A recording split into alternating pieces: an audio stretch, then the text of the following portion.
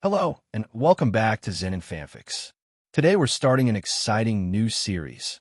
What if Deku had Catnap Quirk? If you enjoy this video, please like and subscribe for more content. The story we're featuring is written by Dog Day, 2006, on Wattpad. You can find all the relevant links in the description, so be sure to check out the author's profile and say hello. Now let's dive into the story. Izuku POV as I stand on the roof, the number one hero. My idol crushing my dreams in front of my face. I stand there emotionless. I grab my backpack and pull out a syringe holding purple liquid. I found it in science class in a drawer that said poison, but I never thought I'd want to use it. It wasn't green like the others, but I didn't care. I grabbed my phone and started texting my mom and cacking goodbye, and how it was such a disappointment. I put my phone on silent. I putting the syringe to my neck. I take a deep breath, knowing it's for the best. I put the syringe in my neck as the liquid goes into me. I sit there waiting to die, but instead of just passing out, a pain goes through my body. I try standing up, but I fall to the ground as purple fur consumes my hands as my thumbs retracts, and my fingers start reforming in a large cat-like paws. My feet burst out of my shoes, showing same paws as my hands, my arms, and legs start elongating. My uniform starts ripping as my body gets bigger. My uniform rips off, show a purple furry body, but what made my body scream is my head before everything goes dark. The next thing I know, I wake up in a garage. I lift my head that feels heavier. I look around to see a ton of unfinished inventions, some missing a certain component. I stand up but fall on all fours, my head bopping the ceiling. I try walking around, barely able to move, but I collapse on the ground again with a loud thud. I hear footsteps coming from behind a door that surprise me. The door opens, showing a short girl with quite a mature build. She has salmon pink hair, which is generally shoulder length, although it does vary, which is styled into thick dreadlocks and side-swept to her right. Her eyes are wide and sloped upwards with some notably long upper eyelashes. Their iris is green-yellow with a cross in the center, making them look somewhat like scope lenses. Not my description, MHA Phantom Wiki. Oh, you're awake. You've been out for a while, ever since I found you on that roof. She says I try to speak, but I cough with red smoke coming from my mouth that smells like lavender. I wouldn't try speaking. Your vocal cords have been replaced by a gas tank. She says as I look around before pointing at a mirror with an unsteady paw/hand. Oh, here. She says as she sets the mirror in front of me. I look at my reflection. I see I have black eyes with white pupils with a big toothless mouth with what looks like a pipe in my throat. It's quite creepy. Here. Try writing something down. She says, setting a slab of wood in front of me. You don't have any thumbs, so you're going to need to use your claw. She says as I claw something on the wood before pushing it to her. How did you find me? I write down. Oh yeah, I saw you on the roof with my quirk. I was in an abandoned building looking for parts, and I saw your whole transformation. You passed out, and I came to get I ran by a skinny blonde man. She says as a frown forms on my face, knowing it's AM, as I write down something else, my name, Izu. I write down, oh yeah, I totally forgot to introduce myself. My name is Mei Hatsume. She says as I nod, oh, and here's this. It might not be useful in your situation, but here. She says, handing my backpack to me. I grab it before carefully unzipping it before pulling out my notebooks and an All Might figurine. My pupils turn dark as I clench my paw, destroying it. Oh, you don't like All Might? Why's that? She says in worry. I write down on the wood, All Might crush my dream in front of my face. I write down, oh, I didn't know All Might could be that harsh. She says I try to stand up again, but I collapse again. Oh, are you okay? I scanned your body. Your entire skeleton has been replaced with a metal endoskeleton. You're lucky to even be able to move your paw. You're going to need to sleep for now. Your body is still adjusting to your new endoskeleton. She says as I nod, as I write one more thing on the wood, favorite food, Katsudan. I write down, all right, I'll wake you for dinner in a few hours. She says as she walks out, as I lay my head down. Izu POV as I walk along the alley, carrying a bag of food with my tail. Help. A female voice yells as I walk toward the scream, seeing a man with a knife hand and a lady on the ground. I walk towards them behind the villain. Now, give me everything you have. The villain yells at the woman, but the woman stays silent, staring at something behind him in complete horror. Ha ha, do you have acmophobia or something? Fear of knives? The villain laughs before hearing breathing behind him, but before he could turn around, I hit him in the side into a wall, immediately knocking him out. I turn to look at the lady. I unzip my chest, showing a few buttons inside my chest. I click a green button as a speaker sound can be heard. Be safe next time when going in the alleys, it's dangerous. I say as I walk away. 5 minutes later, I walk into a garage, seeing Mei working on one of her inventions. Here, I got you the things you need. An energy drink, a new screwdriver, and some chocolate. I set the bag on her work table as I lay on my built-in bed in the garage. Thanks, eyes, she says, turning off her blowtorch before grabbing the chocolate from the bag before sitting down on the bed, leaning on my furry chest. A purring sound can be heard. Are you purring? She chuckles, and I blush. You know I'm going to miss you when you enter UA. So what invention do you have? I ask. Oh, here, look. She says, standing up, excitedly rushing to her work desk. I chuckle before she pulls out a literal gun, startling me. Don't worry, it's not loaded with anything. It's actually a compressed water gun. Water, if compressed, can cut through anything, even diamonds. She says with an excited face. I chuckle. Hey, why are you laughing? She says, sorry, every time you show a new invention, you have this face that looks like you are just going to explode into confetti. I say. She blushes in embarrassment. I chuckle. You know you're cute when you're blushing. I say, teasing her. Her face turns completely red, but before she could speak, I move her toward me with my tail as I lay her next to me. Get some sleep, you'll need the energy for your test for the support course. I say as I lay my head down as she lays next to me. Aizu POV, it's been a week, and Mei having to finish several assignments, but I got a pass in a UA. The principal is the only person know. I pick her up after passing out every time. When she finishes one of her inventions, I'm currently bringing her lunch. I was about to click the button to call over a pro hero, but I hear the sound of an engine. I turn to look at a blue-haired boy in armor about my age running at me. He stops in front of me. Have you called a pro hero yet? He says, taking a breath. No, not yet. What's happening? I asked. Villains attacking the USJ, he said.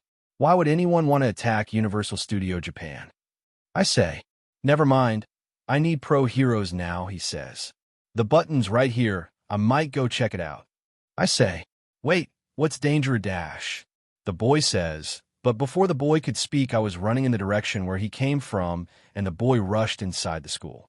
About 2 minutes later, I make it to a ginormous dome. The door blew open. I walk in. I see a group of people in costumes. I then see something fly into the sky, flying out the dome. I walk past the students and down the stairs. Hey, stop. A brown-haired girl in a skin-tight suit yells. I would help him, I say, pointing at a man in black clothing and a scarf being carried by a small, weird costumed student and a frog-like student. I unzip my chest, pressing a button in my chest as red gas comes out of the tube in my mouth. As the red gas covers the area from above, nothing to be seen but red gas.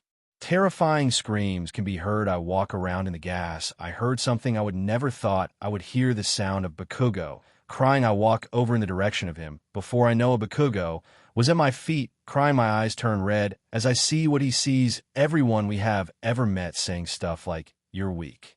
Says All Might. You quirkless loser. By me, you're a mistake. His mother says, the fear of failure. I say, before grabbing a gas mask from my chest as I put it over his face, stopping the voices. I place him on my back. I hear another cry. I see a spiky red-haired boy staring at a lifeless body of pink girl in a junior high uniform. I grab a gas mask and put it over his face. As he collapses, I catch him and put him on my back. As I walk around, I hear the sound of crying. I look down to see the illusion of boiling water. I walk in the direction of the sobbing. I then see a boy, half his body covered in ice with half red and half white hair, with a burn mark his face right under his red-sided hair. I look around. He's curled up on ground, boiling water surrounding him. I put a mask to his face as he calms down before falling asleep. I set him on my back. I then see an area where the gas didn't get to. As I come out of the gas, I see a purple smoke person and a man with hands on his body as they have a standoff against AM. But AM sounds tired, definitely running out of time in that buff form. I use my tail to grab the three on my back, putting them on the ground. I watch the standoff before the hand villain charges at AM. AM definitely at his limit. Before I know it, with a burst of speed, I'm in front of the hand villain, his hand about to touch me. I grab his arm before snapping it with quick motion. The villain collapses, yelling, out of my way, dash, he says, as he uses his other hand to touch me. But before he could touch me, a bullet hits him in the hand as two other gunshots hit his legs, making him collapse again. In pain, more gunshots happen, but the purple smoke guy blocks the bullets from the man before the smoke guy becomes a portal, teleporting them away. The red gas fades, showing villains on the ground having panic attacks. I was lucky to get Bakugo and the other two out before that happens. I see pro heroes coming down the stairs. Thank you. Who are you? AM asks, as half his body buff and the other skinny. I click the button in my chest. Someone who once admired you, I say, walking off and toward the stairs. As I walk up the stairs, I run into pro hero Vlad King with Principal Nizu on his shoulder. So this the boy that has been taking care of that crazy girl in the support course? Vlad says, me and Nizu chuckle, but we thank you very much for helping All Might and those three. Nizu says as we see Bakugo, the red-haired boy and the half-ice boy walking up, still coughing up some red gas. Don't worry, it's only temporary. It might cause some illusion, but they'll be fine by tomorrow, I say as Nizu nods. I have a request that we have an open spot for Class 1A. A student wasn't made for hero work. Nizu says, handing a paper to me as I take the paper. I'll think about it, I say, putting it in my chest pouch next to my gas chamber as I walk out. Izu POV in the garage. As I sleep, I hear the door open. I open my eyes and see Mei wearing a mask, holding gas tanks labeled 1. Sleep gas 2. Fear gas 3. Illusion gas 4. Muster gas. I sit up tired as I unzip my chest, showing my gas chamber. About 5 minutes later, she puts in the last tank. She was about to zip my chest back up, but I feel her pull something out of my chest. My eyes shot open at the sound of paper. Izu, why are you hiding this? She says, worried. I look down, wondering on how I should answer this. Was it before the roof incident? She says, putting her hand to my cheek as a tear goes down my cheek. I was quirkless before I met you, and this happened, I say, as I put my paw on her hand. I was told I could never be a hero without a quirk. My idol even said it. My own mother was the only person keeping me together, but I had to let her go. I thought that syringe had poison, but it turned me into this, I say. Mei gasp. I know, but when I met you I found a whole new meaning, but could never be a hero, I say. Who's stopping you now? Mei says. Myself, I say, as Mei looks at me with worry before kissing me. Don't let the past get in the way of your life with me. Join that class and live the dream you had before, Mei said as I blush from the kiss. Thank you, I'll try, I say, kissing her before grabbing the paper and sign up. If you're wondering, it's kind of hard to make it to where he's non-stop smiling, so I made it to where his mouth moves. None POV in a meeting room. The police have investigated the group that calls themselves the League of Villains. We found no match in the 20s and 30s quirk registry for the name Shigaraki, or a quirk that crumbles everything with his touch. Same for the one called Hirojiri with his warp gate. They're not citizens, nor users or aliases. They haven't registered their quirks as a part of the underground society, says Takachi. That means we have no information about them. Vlad King says, we have to hurry. Once Shigaraki, the ringleader's gunshot wound, is healed, they'll try again for sure. Snip says, it's a bold attack that many wouldn't put into action, even if they'd thought of it. Suddenly making an absurd Rema, and while hiding his own quirk, he brags about Nomu's quirk. And when things don't go his way, he becomes visibly upset. Well, as for the quirk, I'm sure it was meant to draw me out. AM says, still, it was foolish to abandon the advantage of having unknown quirks when fighting against heroes. Nizu says, a plausible and childish remark, bragging about his possessions, a simple mind that expects everything to go his way. What I understood about his fighting style is that he's a man-child who still has a childish sense of supremacy. AM says, basically a child with power. Vlad King says, did he not receive the quirk counseling that every child receives in school? Midnight says, and what does that have to do with this? Snipe says, 72 villains were arrested the other day at USJ. They were all kids that can be found in the alleys. But the problem is that they all support the man-child and follow him here.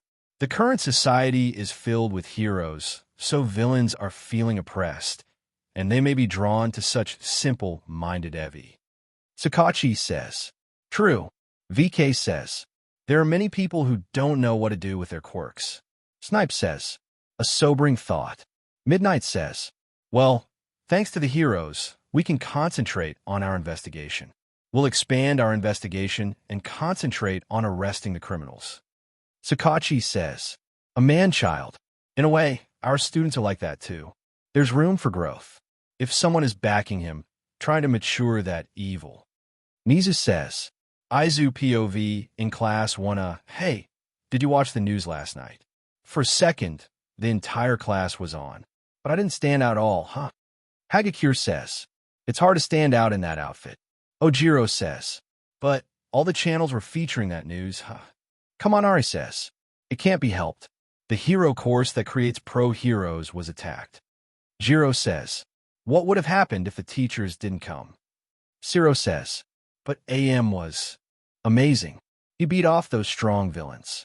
Sato says, yeah, it's an astonishing strength. Tokoyami says, the morning homeroom is about to start. Quiet down and take your seats. Ida says, rushing in, we're already seated. You're the only one who's not. Siro says, as Ida sits down irritated at his mistake. Tsu, I wonder who's teaching the homeroom today. Mina asks. True, since Aizawa is supposedly in the hospital for his injuries. Tsu says before the door opens, showing Aizawa covered in bandages. Morning. Aizawa says, Aizawa, you're back so soon. 1A yells, what a pro. Kami says, teacher or dash. Ida says before goes pale, seeing me walking in behind Aizawa, it's him.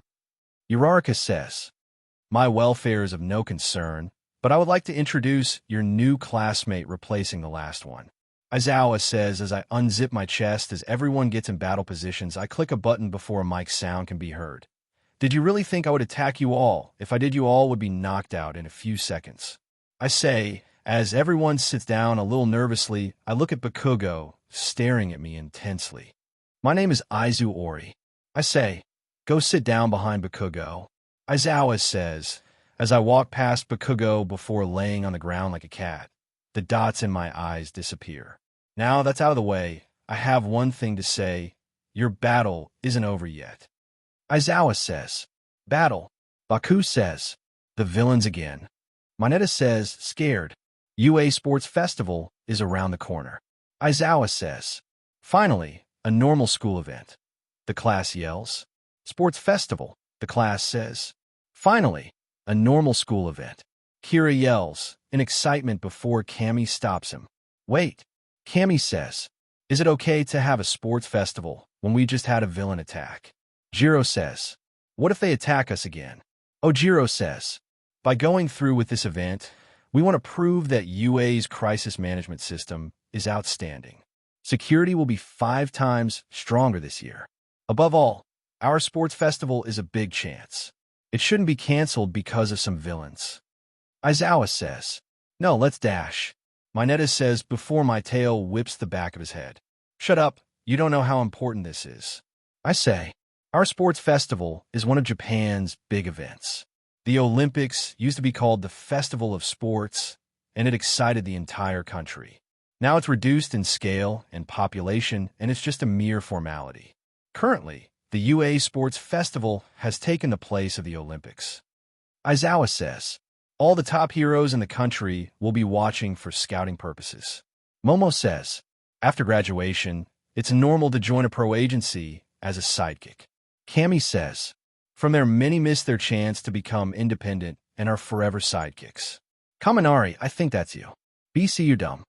Jiro says, of course, being in a popular hero agency will provide more experience and popularity. Time is limited. If you're chosen by a pro, it instantly opens your future. Once a year, there's only a total of 3 chances.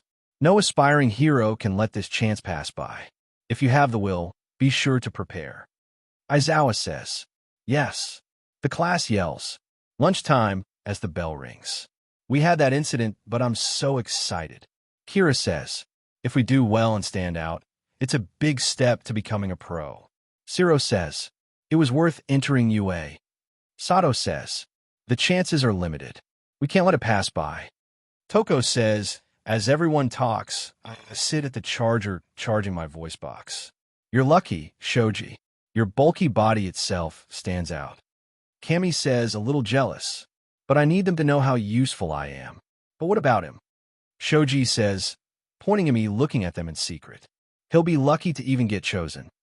Jiro says, everyone, I will give my best.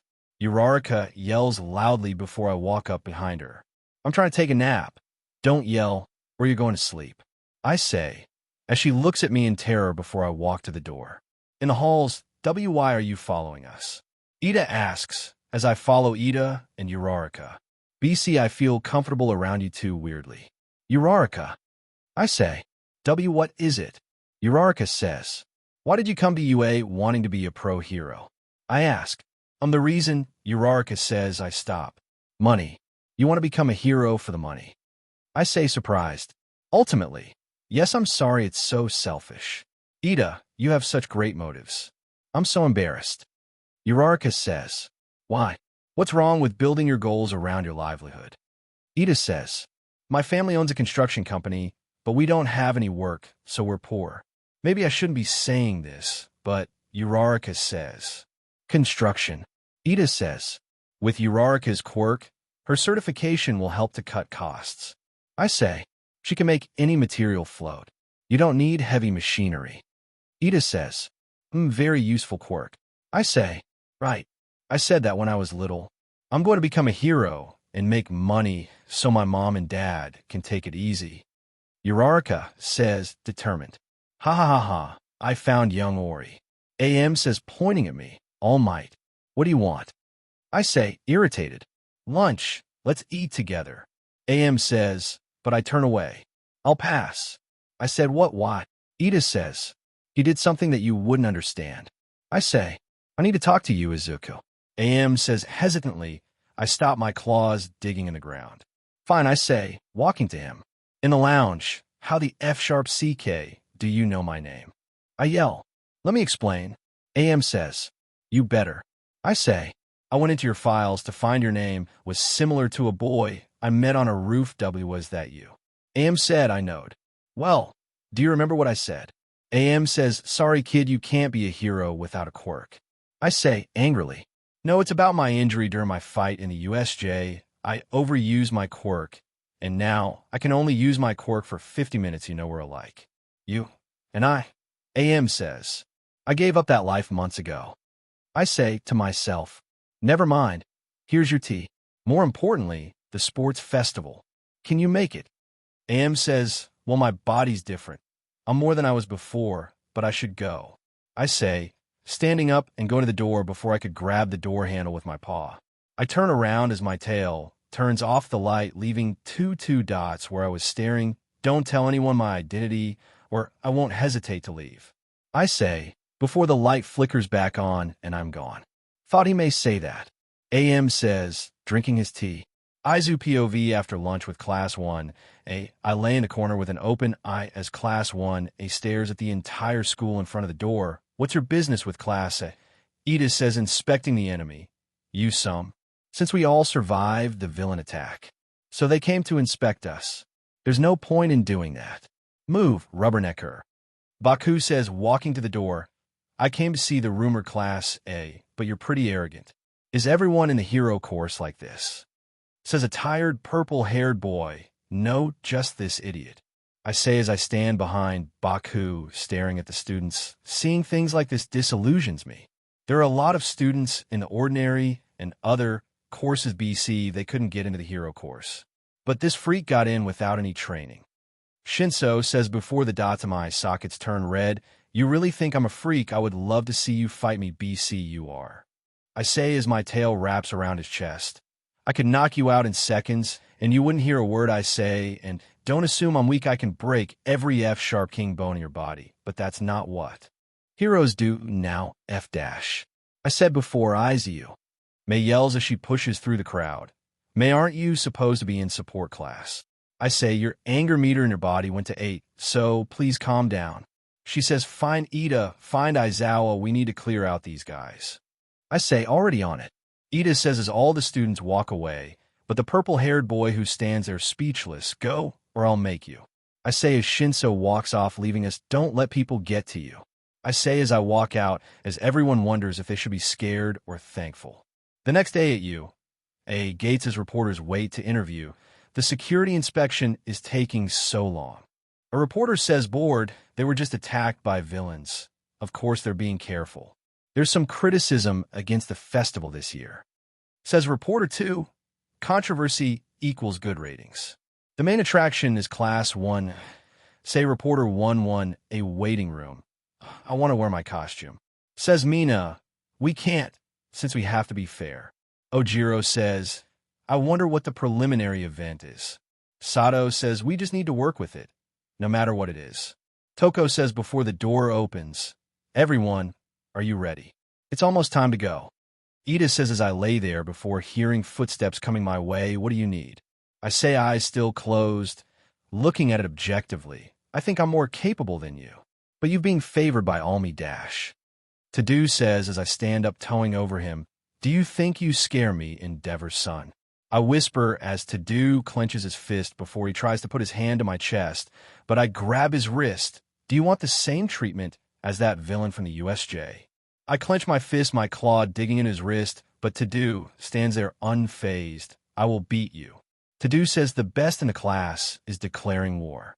Cammy says, why are you two starting a fight all of a sudden? Stop it. Kira says, putting his hand on Shoto's shoulder, but Shoto pushes his hand away. We're not here to play friends. Does it even matter? Shoto says, pulling his arm away, leaving deep scratch marks on his arm. Shoto, I do know you're far above me. As far as ability, you're far above most people looking at it objectively. I say, don't be so negative, or dash. Kira says before I put my paw in his face, stopping him from finishing. I'm going to aim for it. I say as everyone stares intently at us. Hey, get ready, audience. Come forward, mass media. It's the high school fighting ground that you all love. Everybody, the UA Sports Festival is about to start. Are you ready? First-year students will now enter.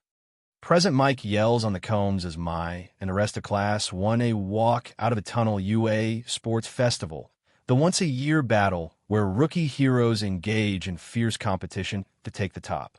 You all want to see these guys, right? Although attacked by the enemy, they overcame it with hearts of steel. The marvelous new stars. Hero Course Class 1A. PM says me and my class walk out. Will we be able to give our best performance in front of this crowd? This is also a part of the training to become a hero. Ida says, walking next to me, they're really putting us on a pedestal. It's making me nervous. Right, Bakugo? Kira says, no, it's getting me excited. Baku says they're not attracting much attention, but they are full of talent too. Hero Course Class 1B. Next is Ordinary Courses C, D, and E, and Support Courses F, G, H are here too. PM says as I blush at the sight of Mei and her gear, and the Management Courses I, J, and K. This is all of UA's first-year students. PM yells in the middle of the stadium. Midnight stands on a pedestal. Players pledge. Midnight says as everyone blushes, what is Midnight wearing? Kira says, as expected of an 18-plus hero. Cammy says, can an 18-plus be in a high school? Toko says, quite student representative. 1A, Aizu Ori. Midnight says as everyone, even my eyes widen. I feel the anger of 1,000 men behind, knowing it's Baku. I stand up towering over everyone. He's the one that stopped the villains before the heroes showed up in the USJ. Says Cammy. I walk up the stairs onto the pedestal as I unzip my chest and click a button as a mic sound can be heard as I change it to a softer tone. Try not to sound scary before standing at the mice. I have no pledge, but I can say plus ultra. I say as the whole stadium and some students cheer. I smirk as I see Baku stare in disbelief before my eyes widen. I made my voice too similar to pass me. I thought as I walked down the stairs, now let's start right away. Many drink their tears here every year. The fateful first event. It is an obstacle race course. All 11 classes will participate. The course is approximately 4 kilometers around the stadium. Freedom is our school's selling point. You can do whatever you want, as long as you stay on course. Now, take your place. Midnight says at the entrance to the obstacle course, 3 green lights go down as everyone is in a running stance as the last light goes out. Start. Midnight yells as everyone runs through the tunnel, pushing past everyone else. I jump off the walls, making my way to the exit. Then I notice cold air coming from the tunnel. I just out jump in time, but fall on some ice. F-sharp CK Todoroki. I say as to-do runs by me as some of Class 1. Hey, come out of the tunnel. I won't let you get your way, you two-tone JRK. Bakugo says, propelling himself at Todoroki. I run on the ice, digging my claws into the ice as I manage to keep the pace with the others as Mineta throws his ball onto the ice before bouncing off them towards Todoroki. I could barely hear, but Mineta is saying stupid stuff before I know that a metal hand punches Mineta away. I then hear what sounds like a robot. I WHB around, slashing my claws at the robot's head, cutting it into pieces. Robots. I say, a little excited to finally fight without any casualties. The sudden appearance of the obstacles. Now to begin with the first barrier. Robo Inferno. PM says, you gotta be SH. Ting me. I say, staring at the so-called zero-pointers blocking our path. Where do they get money from this? Momo says, before a zero-pointer goes to attack, I notice the ice surrounding the area around Todoroki before he flings his hand up with ice going all up the zero-pointer that won't hold for long. I ran past Todoroki, surprised that I noticed what he was doing as I could hear a faint grumble from Todoroki before he chased after me. Todoroki from Class 1A attacked and defended at once, followed with Aizu Ori from Class 1A running by with great speed. Must be the speed of a cheetah. PM yells as I continue running away from the collapsing zero-pointers. Aizu POV at a stadium. UA Sports Festival. First year preliminary round. The first event is the obstacle race. The only rule is to stay on course. It's a chicken race where anything goes. The exciting progress will be brought to you by the robot cameras placed around the course. Now, can the golden eggs, aiming to be heroes, get past the first obstacle? Robo Inferno. PM says, before a zero-pointer goes to attack, I notice the ice surrounding the area around Todoroki before he flings his hand up with ice going all up the zero-pointer that won't hold for long. I ran past Todoroki, surprised that I noticed what he was doing as I could hear a faint grumble from Todoroki before he chased after me. Todoroki from Class 1A attacked and defended at once, followed with Aizu Ori from Class 1A running by with great speed. Must be the speed of a cheetah. PM yells as I continue running away from the collapsing zero-pointers. Hey, someone's trapped underneath. Yells Person 1. Are they dead? Person 2 says before Kiri breaks out from under the zero-pointer, as if I die. Kiri yells as his body is hardened. 1. A Kirishima was trapped underneath. PM says that Todoroki. He timed it so that it would fall. If it was anyone else, they'd be dead. Kiri says Kirishima, Ijiro. Quirk hardening. He can harden his body. It could be a strong weapon and a strong shield. PM narrates Class A is full of jerks. Tetsu yells breaking out from underneath the zero-pointer. His body, made of steel. Class B's Tetsu was also trapped underneath. PM yells, if it was anyone else, they'd be dead. Tetsu says Tetsu. Quirk steel. His body becomes like steel. It could be a strong weapon and a strong shield. PM narrates, our quirks are identical. I'm already tiny as it is. Kiri says as small tears fly off his face, just you wait. Tetsu says they're so lucky. They can move on without being crushed. Kami says, for now, let's all work together to make a way out. A student says as hardened scales form on his arm before Baku propels himself in the air as goes to the top of the zero-pointer. 1. A Bakugo. He goes over since he can't go under. PM says, you seem the type to just bulldoze straight through, but you avoided that. Zero says using his tape to get to the top of the zero-pointer, followed by Toko in Dark Shadow. Zero Hanta. His quirk is tape. He emits a tape-like material from his elbow. He can roll it and use it to move himself, or cut it off and use it as a trap. PM narrates Tokoyami Fumikage. His quirk is Dark Shadow. He hosts a shadow-like monster that materializes from his body and acts as an extension of him. PM narrates Baku jumps off the zero-pointer, followed by Zero and Toko as the crowd cheers. As expected, the ones in the lead are mostly from Class A. Snipe says the other courses in Class B aren't bad either. But AM says they won't be around for long. Aizawa says as Ida runs and kicks a robot down, while Jiro uses her earphone jacks to take down 2 robots, and Kama shocking the hell out of a robot after that experience at USJ. Some experience firsthand the world around them.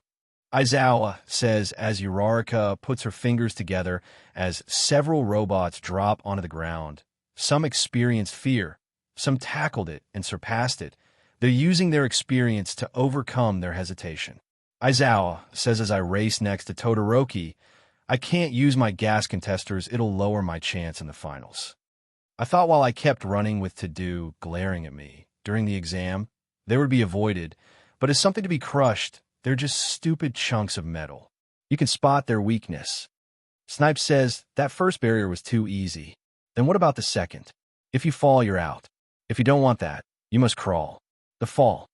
Mike says from afar, I hear a giggle knowing who it is as I smirk. Different types of people are trying to get their chance. Right, eraser hard. Mike says, why are those idiots stopping? Aizawa says, irritated. The 2 leads are still neck to neck with their incredible skill and speed. Mike says as I manage to keep a pace close to To-Do while running on a rope, you jerks. Baku yells, propelling himself from above. The guys in the lead are way ahead. Person 1 says his quirk is strong, but what about the large cat? Somehow he keeps up, even though he never showed his quirk. Person 2 says the leaders are up ahead, but everyone is clumped behind. The number of people to pass the stage hasn't been announced, so don't slack off and keep on going. Mike says, minefield? Oh, you gotta be kidding me. I say, staring at a big minefield. We're already at the final barrier. What could it be? It is a minefield. The mines are placed so that they can be found if you're careful. Work those eyes and legs. The landmines are meant for use in competitions, so they're not powerful, but the sound and sight of them will be flashy, so don't wet yourself. Mike says, dang it, I won't be able to run fast enough to not set them off, but my body is caught in it. If I manage to keep my body weight at a minimum, I could avoid setting them off. I thought to myself as I stepped forward, keeping my body's weight at a minimum, luckily not setting it off. I start walking normally as Todoroki, slowing, moving to avoid the mine. Amazing, Ori has perfectly balanced his weight. I never thought that was possible. Mike says as some students on accident setting a mine off, sending them flying before Baku propels himself above the mines, heading straight for To-Do. This doesn't bother me. You were declaring war on the wrong person. Baku says, throwing an explosion at To-Do. Now we have a new second-place lead. Be happy, mass media. It's the kind of development you love. Well. The rest are speeding up as well. Will the second and third place lead the pack while Ori stays ahead? Mike says I continued going before I heard several clicks before I could react. The explosions send me barreling into To-Do and Baku knocking us down. Wow. Ori got sent back straight into Bakugo and Todoroki. What will Ori do? Mike says before I dig my claws in the ground, stopping an idea goes through my head. My tail extends a long length wrapping around Baku and To-Do, using their weight to slingshot myself forward as I pass the minefield, but Baku and To-Do come at me fast. Amazing. Ori slingshots himself with his extendable tail. Amazing. Mike says, you cat, don't you dare get ahead of me. Baku yells, propelling himself forward while To-Do creates an ice path. The leaders of this have stopped their grappling, and they are now running to catch up to Ori. Eraserhead, your class is amazing. Were you teaching them? Mike says, I'm not doing anything. They're igniting each other on their own. Aizawa says as I run into the tunnel followed by Todoroki and Bakugo. UA Sports Festival first year stage. Who could have predicted this development or this ending from the start of the race? The first to return to the stadium. That man is Ori Izu. Mike says as I run into the stadium, the entire stadium cheering, which once in my life made me happy to see people cheer for me. A few minutes later, the first game of the year stage is finally finished. Now please view the results. Midnight says basically it's the same. 42 made it through the preliminary. Even if you didn't make it through, don't worry. You still have a chance to shine. Next, the real game begins. From here on, the press will be excited. Do your best. Now for the second event. Although I know what it is. What could it be? And now here it is. Midnight says as the wheel lands on Cavalry battle. Let me explain. Participants will form your group of 2 to 4 members. The rules are no different from a regular cavalry battle, but there's one difference. According to the results of the last race, each player will be appointed a point. Yes, that's right. The assigned points go up by 5, starting at the bottom. 42nd place is 5 points, 41st is 10 points, and so forth. And the point assigned to the first place is 10 million. It's a survival game where inferiors overthrow the superiors. Midnight says as I smirk, this will be fun. I thought Izu POV recap in a stadium now for the second event. Although I know what it is. What could it be? And now here it is. Midnight says as the wheel langs on cavalry battle. Let me explain. Participants will form your group of 2 to 4 members. The rules are no different from a regular cavalry battle, but there's one difference. According to the results of the last race, each player will be appointed a point. Yes, that's right. The assigned points go up by 5, starting at the bottom. 42nd place is 5 points, 41st is 10 points, and so forth. And the point assigned to the first place is 10 million. It's a survival game where inferiors overthrow the superiors. Midnight says as I smirk, this will be fun. I thought end of recap. Now, I will explain the rules of the cavalry battle. Time limit is 15 minutes. Each team is worth a total of the members' points, and the rider will wear the headband with that point written on it. Grab each other's headbands and compete for the highest points. Stolen headbands must be worn from the neck up. The more you take, the more difficult it will be to maintain. The important part is, even if your headband is stolen or your team falls down, you're not disqualified. Midnight says that means. Momo says with 42 players, there will be 10 to 12 teams. All will be on the field the whole time. Sato says getting your points be stolen to gain freedom could be a strategy. Mina says it's hard to decide that until we see how the points will be divided up. Tsu says, it's a brutal game that allows you to use your quirks, but it's still a cavalry battle. A red card will be issued for attacks with evil intent. An immediate disqualification. You have 15 minutes to start negotiating your team members. Midnight says as a 15-minute timer appears on the hologram. With Baku as some of Class 1, it surrounds Bakugo, team up with me. Sato says Bakugo, team up with me. Mina begs, I don't know what your quirks are. What is it? Baku says we're in your class. Mina says surprised, you're not paying attention at all. Sato says a little irritated. Hey, Todoroki created his team already. Bakugo, team up with me. Kiri says crazy hair. Baku says it's Karashima. Remember that already. My hair's no different from yours. You're going to be the rider, right? The front horse who can withstand your explosion is right here. Kiri says as her hardens his arm, someone with guts. Baku says, not exactly, but yes. Me with my hardening quirk. I'm the sturdy horse. You're going to take the 10 million, right? Kiri says as Baku smirks. With Izu, while everyone talks in my case, points don't really matter. Who I want to be on my team? That person. I thought as I sit down to concentrate on listening around, I wonder if Izu will be available. A familiar voice, that's one. I thought as I listen in to find Ida, I need to find a strong and intelligent team leader, probably Todoroki. I hear Ida basically saying I'm useless. I then lose concentration, I sigh. Izu. I open my eyes to I say, turning around, can I be on your team? I brought some of my babies for a test drive. Mei says, you know I can't say no to you. I chuckle, IZU. Uraraka says, running to me from behind as I turn my head 180 degrees, surprising Uraraka, but she pushes the thoughts away. Can I please join your team? Uraraka asks if turn my head back to face Mei. As she gives me a thumbs up, I look at Uraraka as I nod. Welcome to the team. I say yay. Uraraka cheers. Before stopping, how are we supposed to carry you, no offense? Uraraka says, none taken, but don't worry, I have that covered. You two will be on my back, but we need more defense during this challenge. I might have an idea. I say, turning to look at a crow-headed boy, Monoma POV. 10 minutes later, almost everyone here has their eyes on Class A. Why is that? And just as Tetsu said, Class A is getting ahead of themselves. Isn't it weird? What's the difference between us? That they fought with villains. Why was Class B satisfied with the middle place ranking in the prelim? Everyone, Let's show those cocky students in class the reason why. Monoma says to his classmates. 5 minutes later, Aizu POV as a loud horn goes off, signaling that time's up now, let's get started. Midnight says, stretching her arms, wake up, eraser. After the 15 minutes of teaming up and creating a strategy, 12 cavalry teams are lined up on the field. Now, raise your battle cries. The UA's bloody battlefield is about to light the signal fire.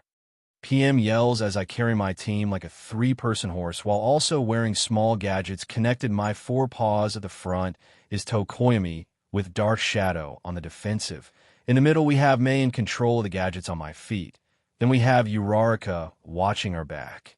5 minutes before, I chose all of you because I think this is the most stable group. Kaminari generates electricity on the left wing, and don't let the enemy come close. Yaoyorozu on the right wing.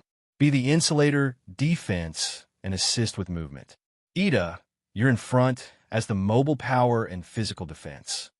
Todoroki says as I listen in with my enhanced hearing, as Mei changes my gas canisters, that's about it, you have all canisters filled. Mei says as I continue to listen in on Todoroki's team, Todoroki, you'll attack with ice and fire as a diversion. Ida says, no during a battle. I will never use my left. Todoroki says, staring angrily at pro-hero Endeavor on the stands.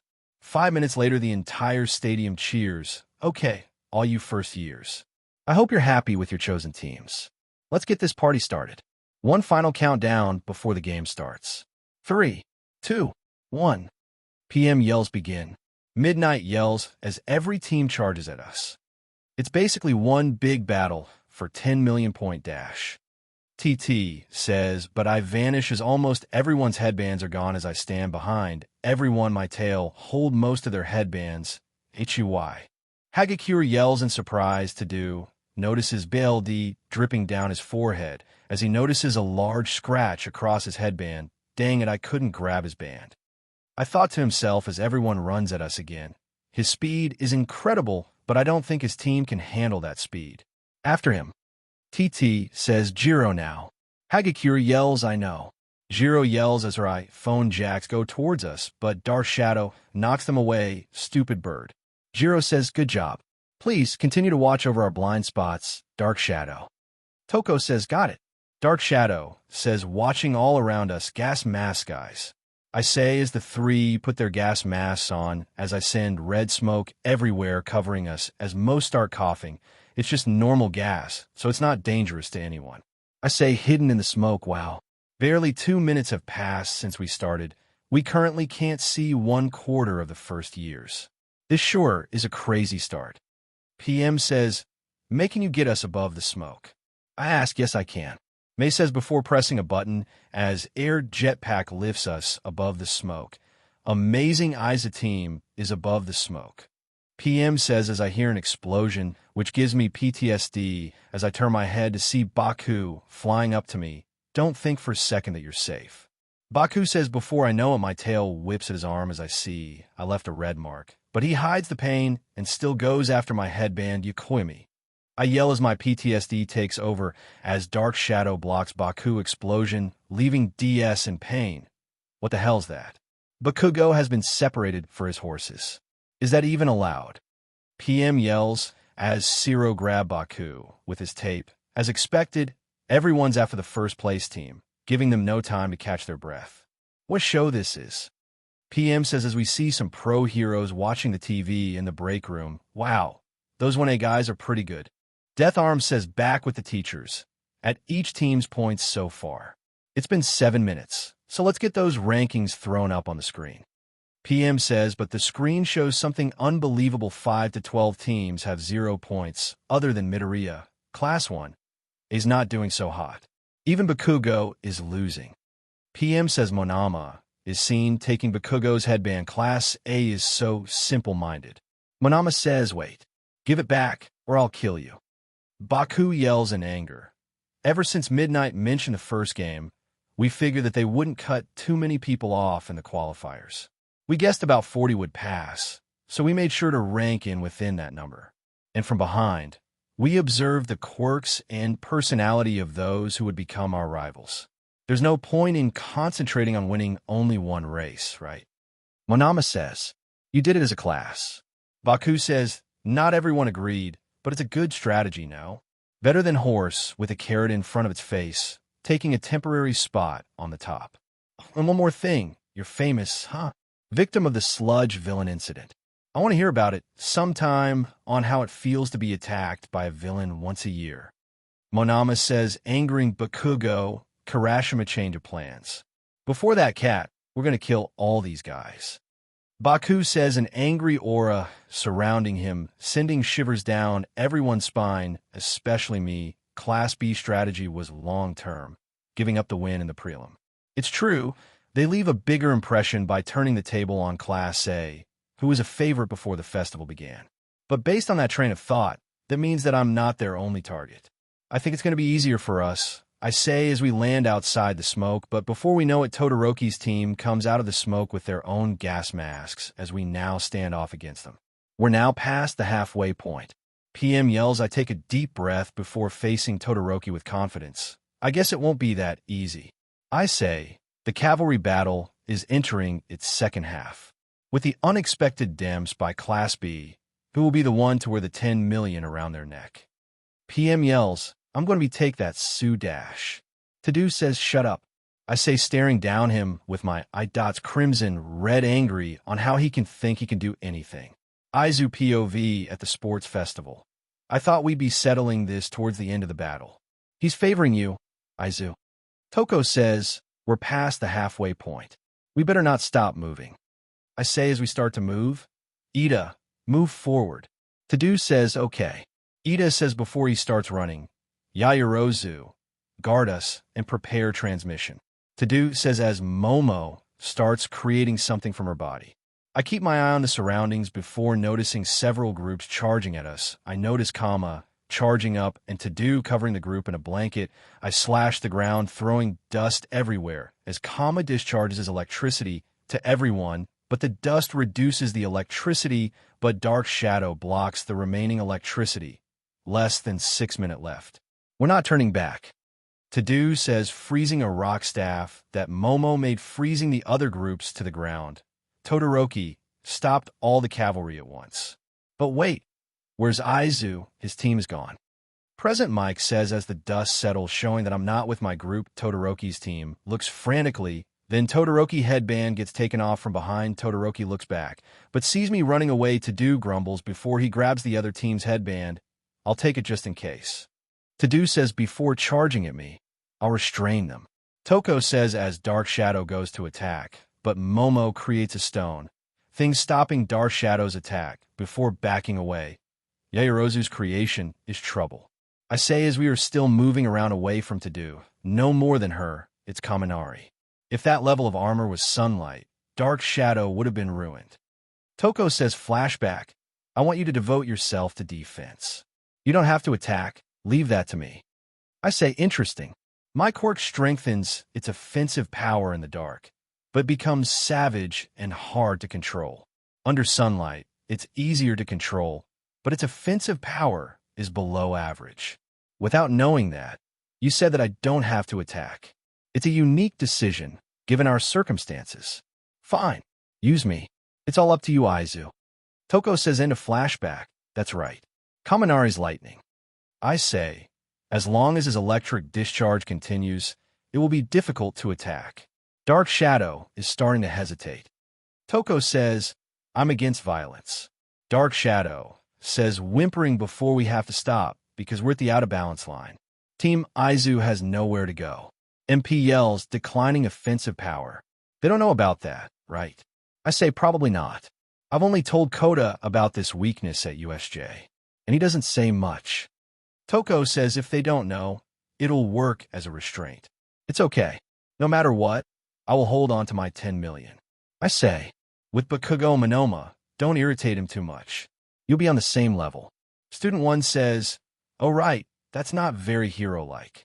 Oh, and it's well known that those who incur one's hatred are retaliated against by a villain. Monoma says, please shut up, Monoma.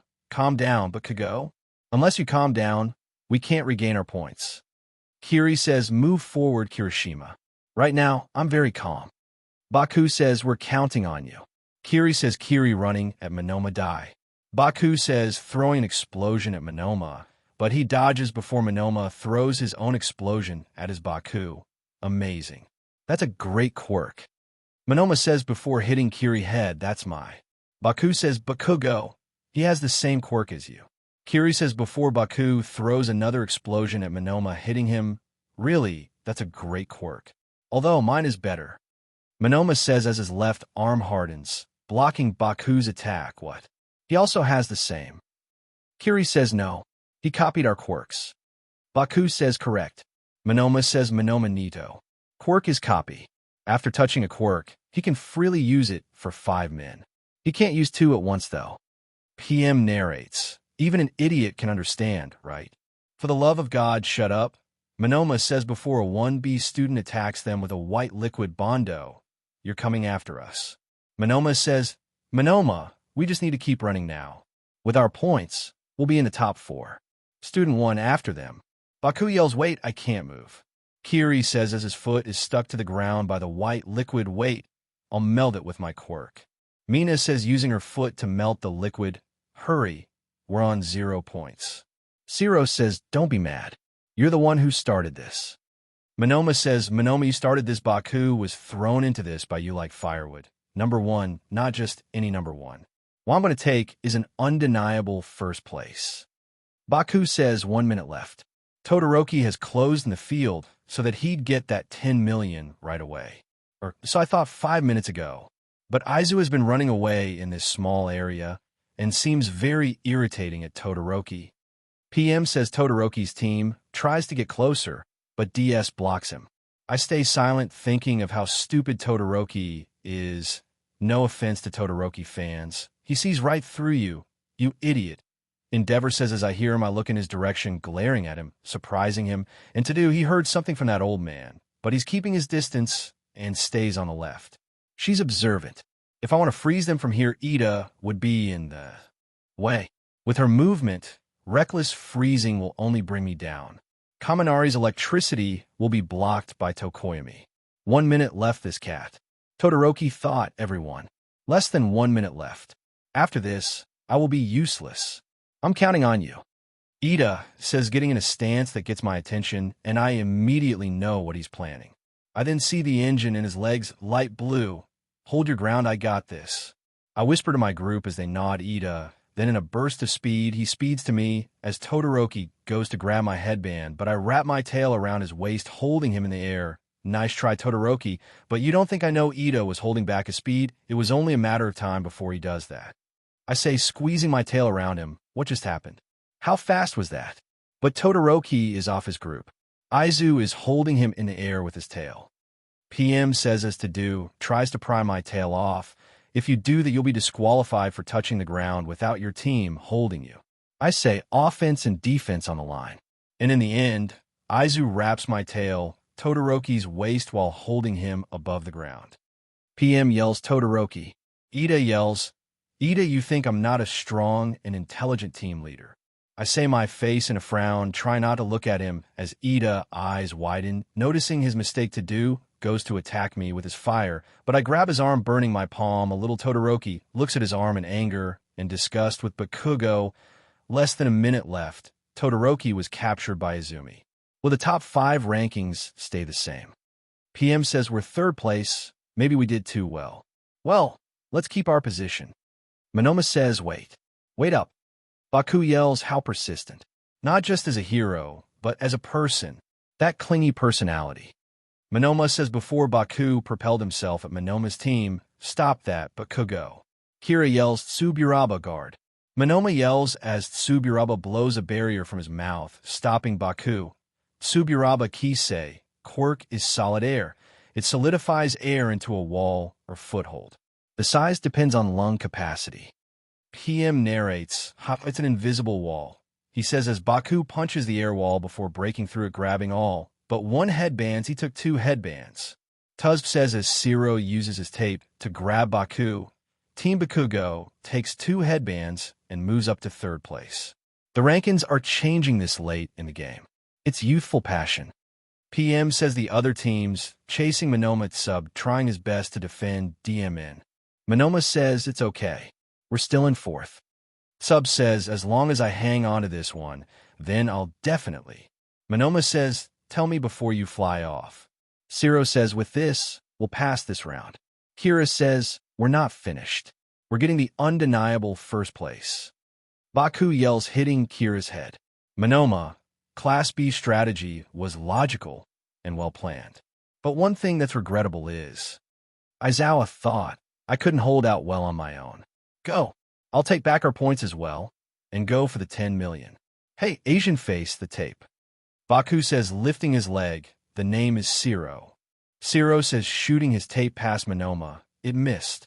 Monoma says, black eyes, use you dissolving liquid in this direction. Baku says as he lifts his other leg, I'm a Shido Mina. Mina says, shooting acid at the ground in front of them. Young Bakugo, I'm sure you know, without having to be told, there are those who always aim for the top, and those who don't. That's the difference. AM thought, as Baku propels his team on the acid, as Zero's tape helps pull them in a straight line, you didn't take that difference into consideration. Aizawa thought Sub creates an air wall, but Baku with the speed breaks the air wall with his explosion and takes Monoma's last headband. Bakugo is merciless. He's very thorough. He's what you call a perfectionist, huh? Not much time is left. PM says as Bakugo's team gets to third place next. On to Izumi and Todoroki. Baku says with Izumi and Tadu, I clench Tadu's arm, my left. What was I doing? Tadu thought the time is almost up. Start countdown. PM says, DM you cat. Baku says, propelling himself at me, I toss Tadu back to his team before getting ready to attack Baku. Time over. PM says as Baku face plants on the ground and Tadu crashes into his team, the second event, Cavalry Battle, is finished. PM says Bakugo. Zero says running over. Are you okay? Kira asks, but Baku starts hitting the ground in frustration. Let's take a look at the first four rankings. First place, Team Aizu. PM yells as I drop everyone off my back before stretching like a cat. Second place, Team Todoroki. PM yells, although we won second, we were on thin ice. Momo says, I'm sorry. I've caused you all trouble and dash. Ida says, looking towards me, third place, Team Bakugo. PM yells, we were so close. Mina says, third place is good enough. The results aren't that good. Zero says, would he really agree with that? Kira says as Baku sits on the ground before screaming in anger, fourth place, Tetsu, what? Team Shinso, when did you make a comeback? PM says surprised as I glare at Shinso's arrogant face, seeing he controlled Ojuro. I had decided that I wouldn't use it for an attack, but I was overwhelmed. I can't. If this continues, I'll just do what my father wants. Tadu says as I listen and feeling sympathy for him, the afternoon event will resume in 1 hour after lunch. Hey, Eraserhead, let's go for lunch. PM says with the class, I'm so vexed. Congratulations, Mina. Azui says Bakugo only chose me to defend against Todoroki's ice attacks. I don't know if my ability is worth it. Mina says, Ida, it's not fair that you had a secret trick. Uraraka says, not fair. I just used it the wrong way. I just wanted to battle with Aizu. But I ended up irritating him. Ida says, speaking of Aizu, where is he? Uraraka says with me and Todoroki, what did you want to talk about? I say sitting my height, still rivaling Todoroki, Aizu, POV at a stadium. Afternoon event will resume after lunch. Later. PM says with me and Tadu, what did you want to talk about? I say, I was overwhelmed. So much that I broke my own promise. Tadu says, he didn't use it even when it was to his advantage. His left side. I thought as Tadu lifts his hand to look at it, Ida, Kaminari, Yaruzu, Tokoimi, and Uraraka didn't feel it. At that last moment, I was the only one that was overpowered. Only me, who has seen All Might's full power with my own eyes. Tadu says, that means what? I say, sweat dripping down my fur. It means that I felt something similar coming from you. Aizu, are you All Might's illegitimate child? Tadu says, is this really BC on my natural speed? I thought, sitting there baffled by the comment. Is it true? To-do says F. No. First, let me ask you in return. Why do you think that of me? I says, taking a deep breath. Your physical strength and speed is superior to mine. Able to disappear from sight with your speed alone. My dad is Endeavor. You already know that. BC, you heard something during the last event. You looked straight at the old man with anger. My dad is an exceptionally ambitious man. He made a name of himself as a hero with an irresistible force. Because of that, the living legend All Might was nothing but an eyesore for him. Since my dad couldn't surpass All Might on his own, he came up with another strategy. To-do says, what is this about? What are you trying to say? I say, my mind racing with thoughts. Quirk marriage. You know, right? The thing that caused an issue with the second and third generation after the supernatural powers appeared. Choose a mate and force them to marry in order to strengthen their own quirk and pass it on to their children. An old-fashioned and unethical way of thinking. He had money and good records, so he won over my mom's entire family and got a hold of my mom's quirk. By raising me to be a hero that would surpass All Might, he wanted to satisfy his own longing. How annoying. I won't be a tool for that some to use. In my memory, my mother was always crying. My mom poured boiling water on me, saying, your left side is unsightly. Simply put, I'm so fixed on you because I want to get back at him. Even without my DMN father's quirk, no, by becoming number 1 without using it, I will completely deny him. To-do says, I sat there in shock, but also heard someone breathing around the corner, but I ignored it. His world is so foreign to me, he doesn't know he's following his dad's footsteps, chasing after someone you want to surpass. I thought, if you can't tell me your connection with All Might, that's fine. I'll rise above you with my right hand. Sorry for taking up your time. To-do says, before walking away, Todoroki, I've been helped by others. As with the Cavalry battle, I'm here because of someone's support. I want to be my own hero even though I've never noticed. But to do that, I have to be strong enough to face anyone. Compared to yours, my motives might be trivial. But I can't be losing either so that I could protect the ones that actually helped me. That declaration of war, I will say back to you. I will beat you. I say as To-do looks at me before walking away, as well as hear the footsteps of the other person / Bakugo walk away back in the stadium. Lunch break is over, and now we'll announce the final event. But before that, there's good news for those who didn't qualify. This is the sports festival, so there's a recreational event planned for everyone to participate. We even brought in cheerleaders from America to liven things up after this. 16 players from 4 teams will compete in a final stage tournament-style, one-on-one battle. PM yells, the final is a one-on-one battle tournament. I get to stand on the stage that I've seen on TV every year. Kira says, was it a tournament last year? Mina says, the style may change, but it's a one-on-one battle every year. Last year was a sports chambra. Zero says, now, we'll draw lots to determine the pairings. Once the pairings are determined, the battle will start after recreation. The 16 finalists can choose whether or not to participate in the recreation, so some may want to rest or save their strength. Let's start with the first team. Midnight says, excuse me, I want to withdraw. Ojiro says, I thought this might happen. I thought the pros are going to be watching. Ida says, I barely have any memory of the Cavalry battle until the very end.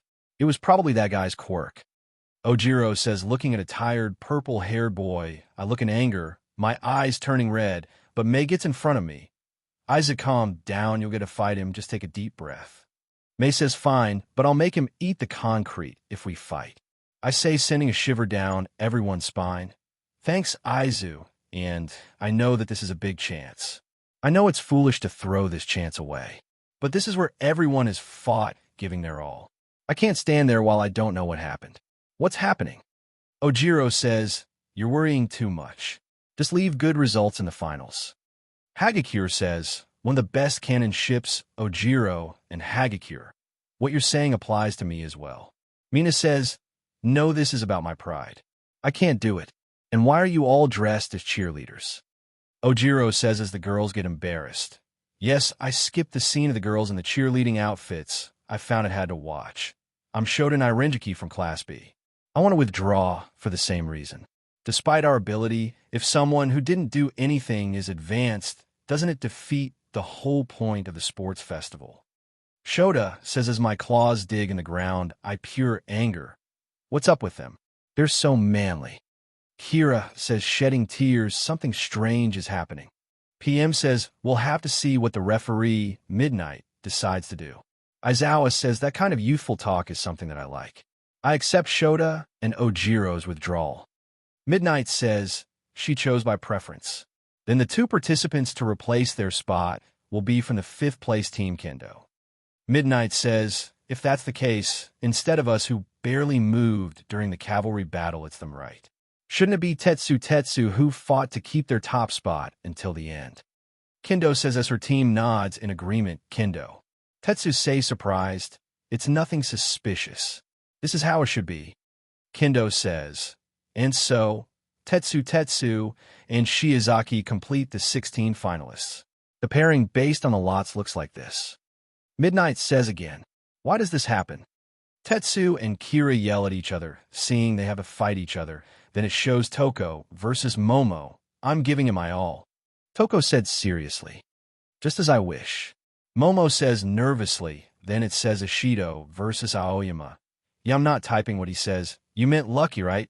Mina says I look at the scoreboard seeing me, and Shinso fight. First I smile. I'm going to break. I say looking in the direction of Shinso, who is smiling in confidence. I'm going to show him something I can do, making him regret fighting me. I thought to myself, but if I win and Todoroki does too, I have to find a way to stop his emotional suffering. I say your eyes are Ori right. Shinso says, appearing behind me out of reflex, my tail grabs him by the neck, don't get near me. I say as I let go he coughs before immediately getting up with confidence. I'm looking forward to the first round. He says, if only you knew I could snap your neck in an instant, even if it was just my tail. I thought to myself as I watched him walk away. It came earlier than expected. Come, Aizu. I'll defeat you with these hands. Todoroki thought to himself, seeing he's facing Siro. What? Uraraka. Baku says while Uraraka freaks out behind him. Are you Ida? Mei asks walking up to Ida. Yes, I am Ida. Ida says, I'm so glad. Actually.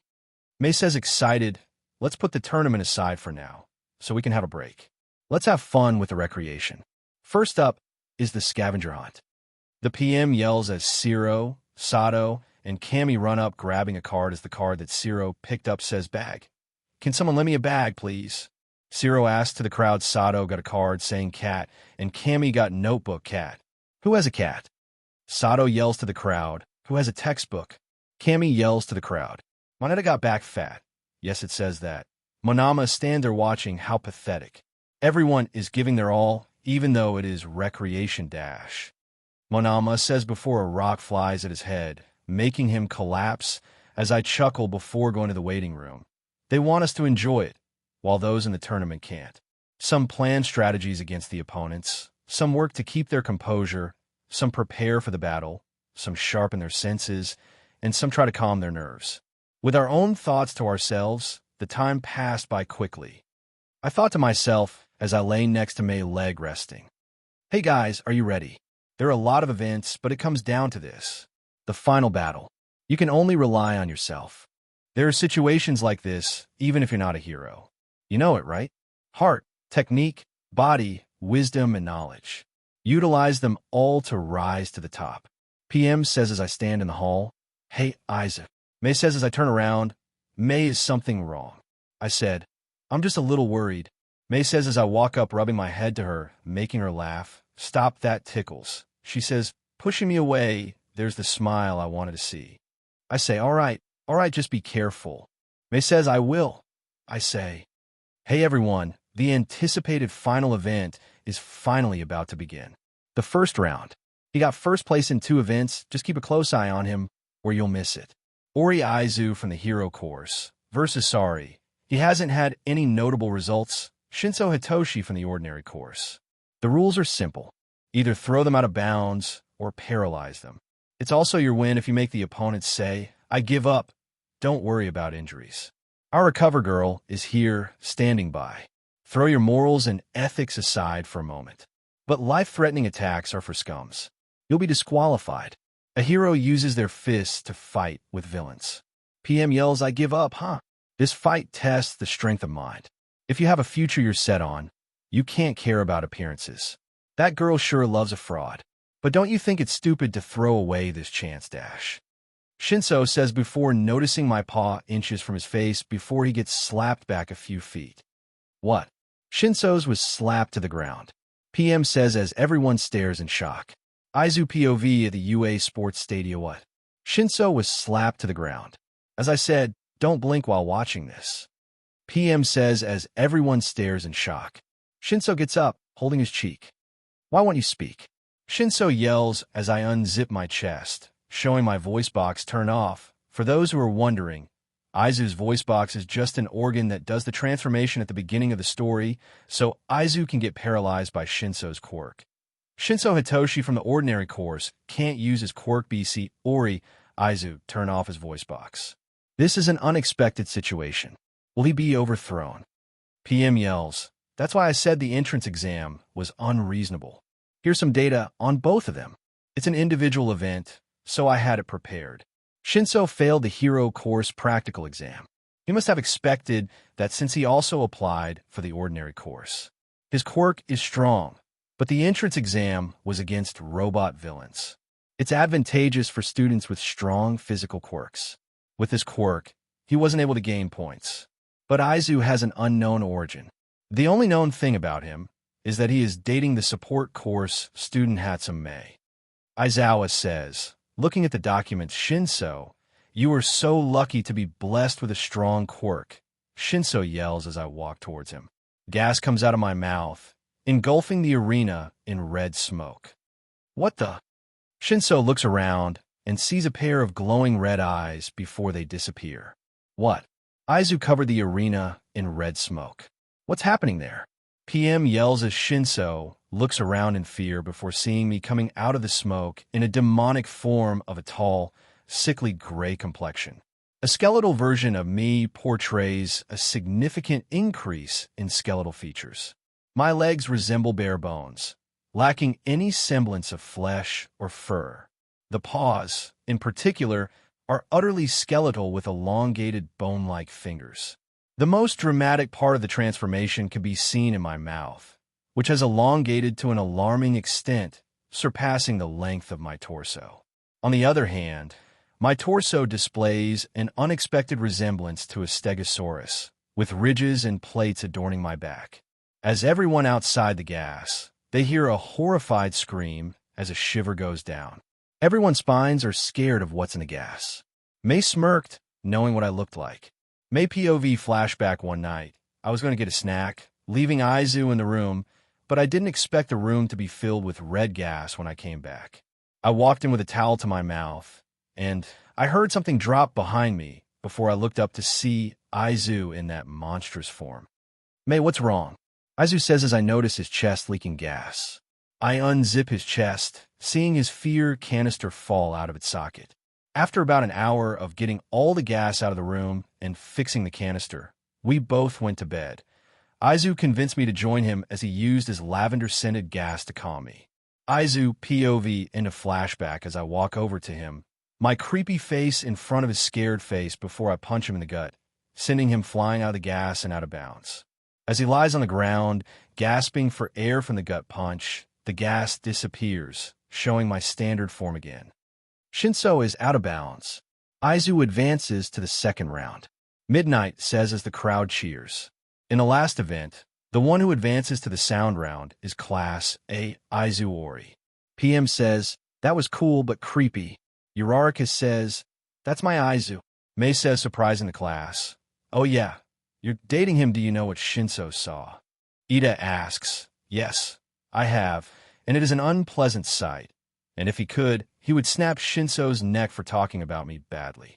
Mei says as everyone swallows hard except Baku, who seems eager to fight me. That was pretty cool, but a little bland for the first round, but let's praise them for their fight. Clap your hands. PM says as the crowd starts clapping. Shinso, why do you want to be a hero? I ask, but he turns away from me. You can't help what your heart longs for.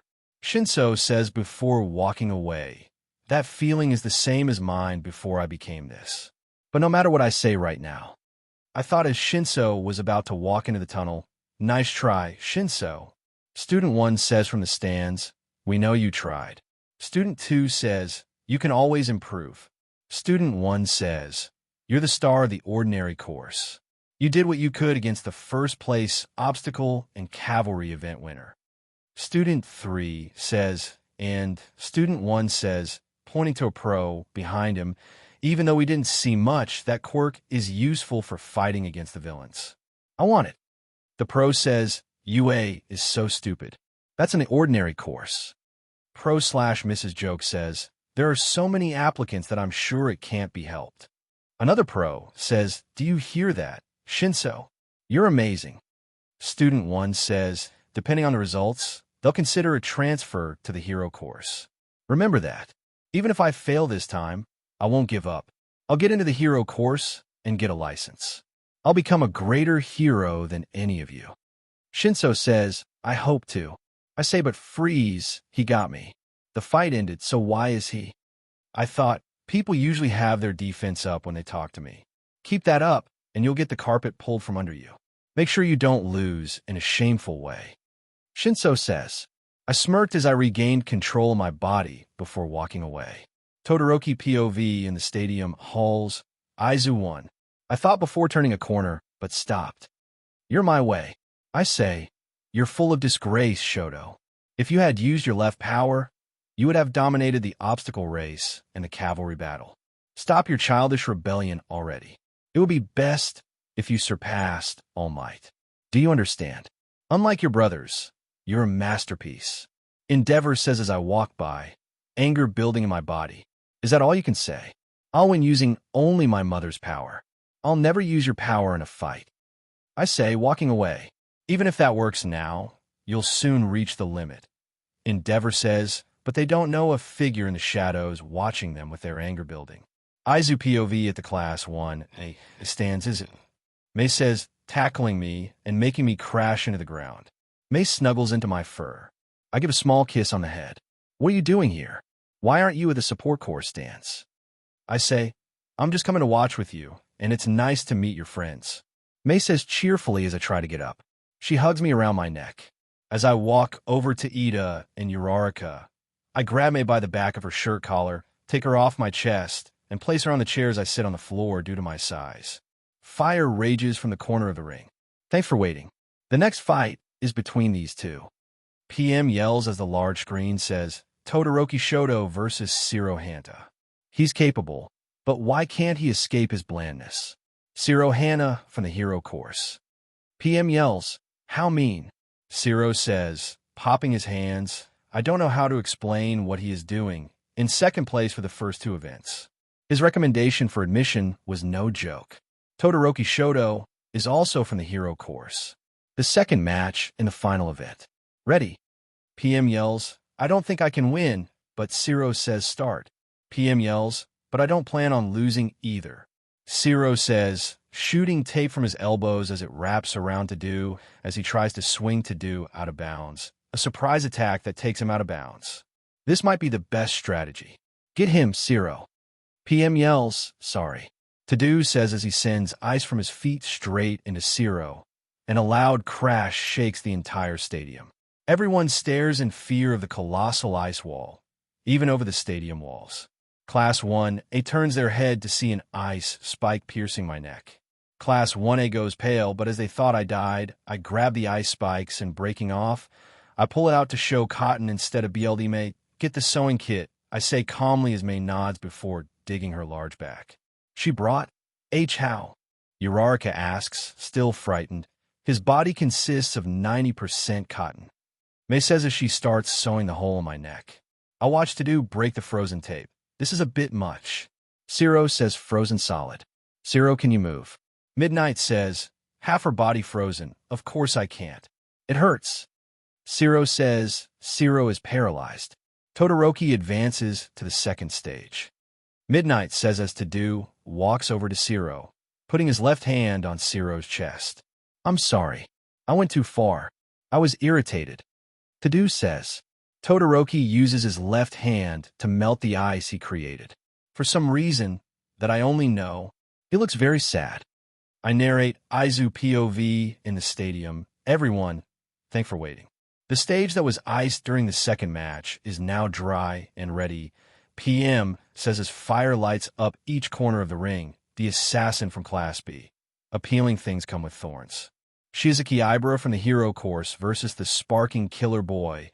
Kaminari Genki from the Hero Course, PM says as the crowd cheers, now. We're expecting another flashing battle dash. PM yells before Shozi interrupts. May I please interrupt? What do you mean by an assassin? I came this far aiming for victory, not to take the lives of my opponents. Shozi says, I'm sorry.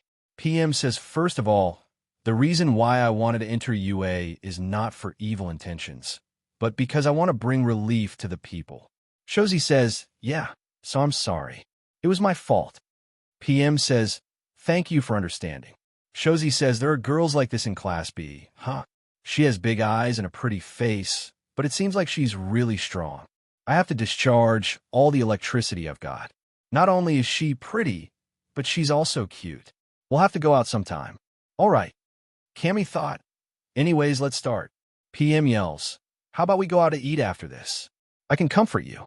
BC this match. We'll be over in a second. Cammy says, surprising Shozi before his body gets surrounded by electricity. He's going to short-circuit his brain. I am annoyed watching from the stands indiscriminate discharge 13 million volts. Cammy yells, sending electricity straight towards her, but she turns around as a wall of vines blocks the electricity. Denki's brain short-circuits before vines come out of the ground, wrapping Denki up and suspending him in the air. Instant defeat. Let me say it again. Instant defeat. PM yells. Shiozaki advances to the second round. Midnight says, I didn't waste this chance that I've been given. Shiozaki Ibara. Quirk is vines. The vines on her head extend. They can be detached as well. They grow back immediately with the intake of water and sunlight. She'll never be bald. PM narrates, all right. Good job, Shiozaki. TT says, oh boy. Jiro says, what happened? I thought he'd end in a second. How strange. He was dash. Monama says before my tail wraps around his neck, choking him. I look at him in disgust. Babe, calm down. Mei says, patting me to stop. Before I release him, make him drop to the ground behind the wall. I then see an orange-haired girl look over the wall. Sorry about him. I'll make sure to punish him, she says as she gets off the wall before hearing a whack from behind the wall. I smirk. I sat there irritated. Thanks for defending him. Uraraka says I sit there watching as Cammy gets sent into the hall. Izzy, you've been amazing ever since I saw you at USJ, but this sports festival reminds me how powerful and protective you are.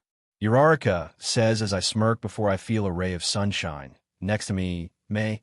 I say going back to my grumpy face, but I get a kiss on my cheek before seeing Mei run off. I guess it's her turn. I thought to myself 5 minutes later, now it's the fourth match. We'll keep on going. Aim for the top and rise above. He's like the backbone, Ida Tenya from the Hero Course, versus the one fully equipped with support items, Hatsume Mei from the support course. PM says Ida's opponent is Izu GF. Jiro says, what kind of fight will it be? Sue says, but what is that? Ida is also equipped with a support item. Sato says as Ida buckles on something. Those are generally not allowed for the Hero Course. Those who need one must request it beforehand. Midnight says confused, I had forgotten. Aoyama had a belt, so I thought it was okay. Ida says flustered, he had filled in a request. Midnight says, I'm very sorry, but I was moved by her sportsmanship. She said that since we'd both come this far, we were both equally matched. She wanted a fair match, so she handed me an item. I didn't think I should refuse such a strong spirit. Ida says, such youthful passion. I permit you. Midnight says, this isn't going to end well. I sigh, what do you mean? Kiri says, it's difficult to explain that she doesn't just give people her inventions without a reason. I say, since he has permission, let's start the fourth match. PM says as Ida runs at Mei, you have such wonderful acceleration, Ida. Mei says with a mic, what? PM says, confused. She has speakers on. Aizawa says, don't your legs feel lighter? Of course they do. That machine is supporting the user's movement. Mei says, that's what saw her working on that one night. I thought flashback. I walk up to her as she sleeps on the desk. I use my tail to lift her from the chair before my eyes see an unfinished invitation, but I brush it off before laying on my bed and laying her next to me. Into flashback. As for me, my hydraulic attachment bar makes evasion so easy, Mei says, propelling herself with 2 long metal bars from the machines on her waist. As I see her eyes look up at the top stands, I look up to see she's looking at the support stands. Oh, I see she's showing her inventions to the support internship. This is why I love her. She knows what she wants before many things. I thought to myself, Hatsume. Quirk zoom. She can see things that are 5 kilometers away. PM narrates Ida still charges at her, but her invention on her waist sends her up away from Ida's charge. The bar tripping him again. There's a sensor in every direction, so I can handle attacks from the rear. Mei says as Ida almost falls and the invention lets off steam, letting him make a U-turn towards Mei again. What are you doing? Ida says confused. Ida, what a appealing turnaround. That's made possible thanks to the auto balancers that I made. Mei says, what is this? PM says, she's set on selling her products. Aizawa says annoyed, there are no problems with time lag. The auto balancer has a 32-axis gyro sensor. It prevents the user from falling by accident. Mei says as I stare in disbelief, she just wants to sell her inventions. I should have seen this coming. I thought to myself, didn't you want a fair fight? Ida says confused before her boots send her flying above Ida. What do you think of this lightness? The Electro shoes have electromagnetic induction on both feet, making it possible to make quick evasive moves. Mei says as Ida's engine gives him a boost of speed, I'll aim for her landing. Ida says, but as Mei lands, she pulls out a small gun. It fires a net, encasing Ida. What is this? Ida says tangled in a net. It's an arrest gun to use on villains. The nets are made from cartridges, and you can fire up to 5 times in one discharge.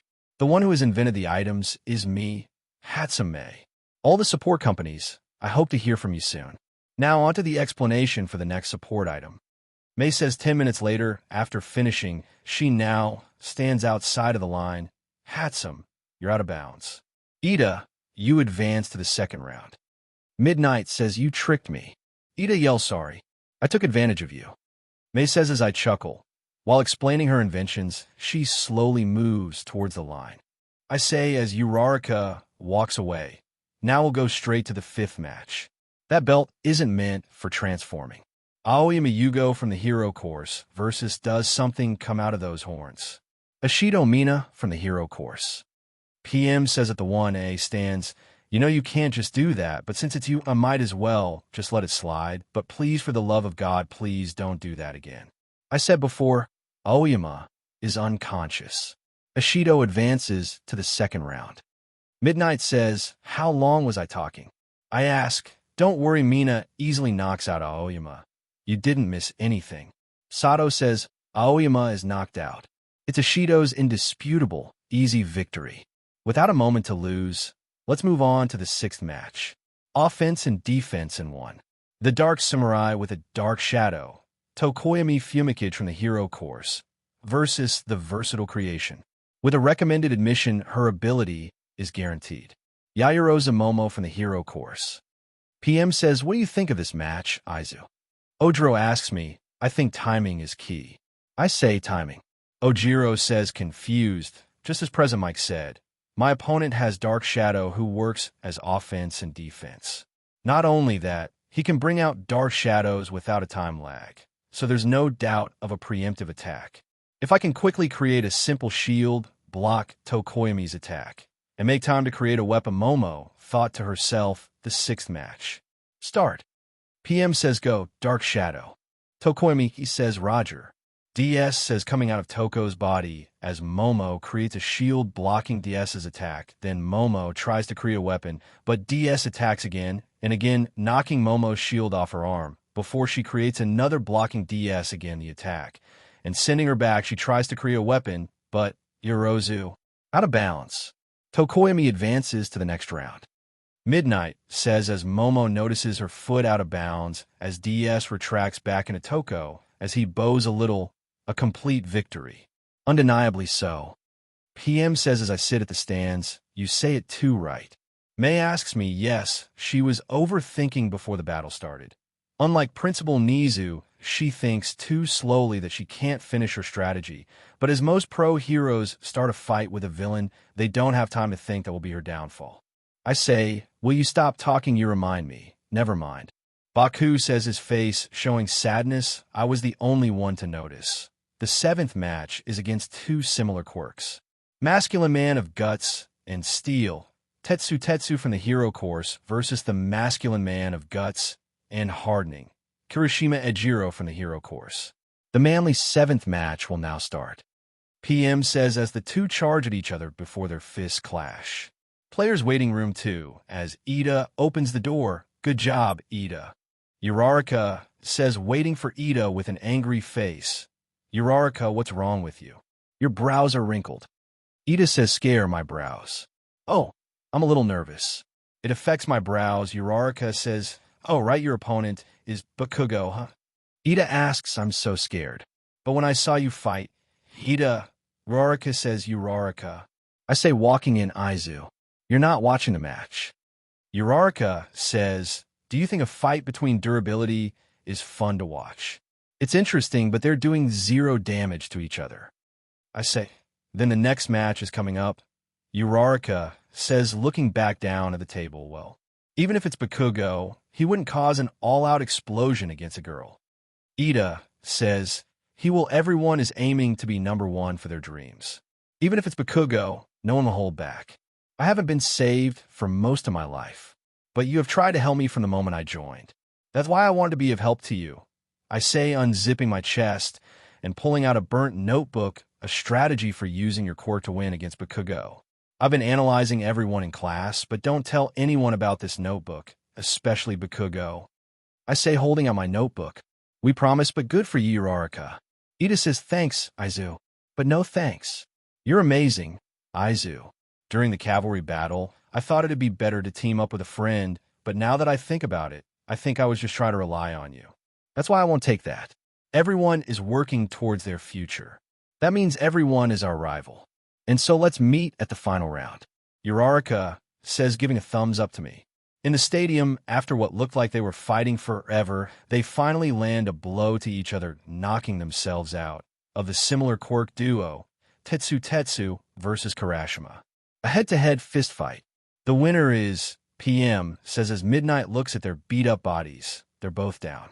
It's a draw.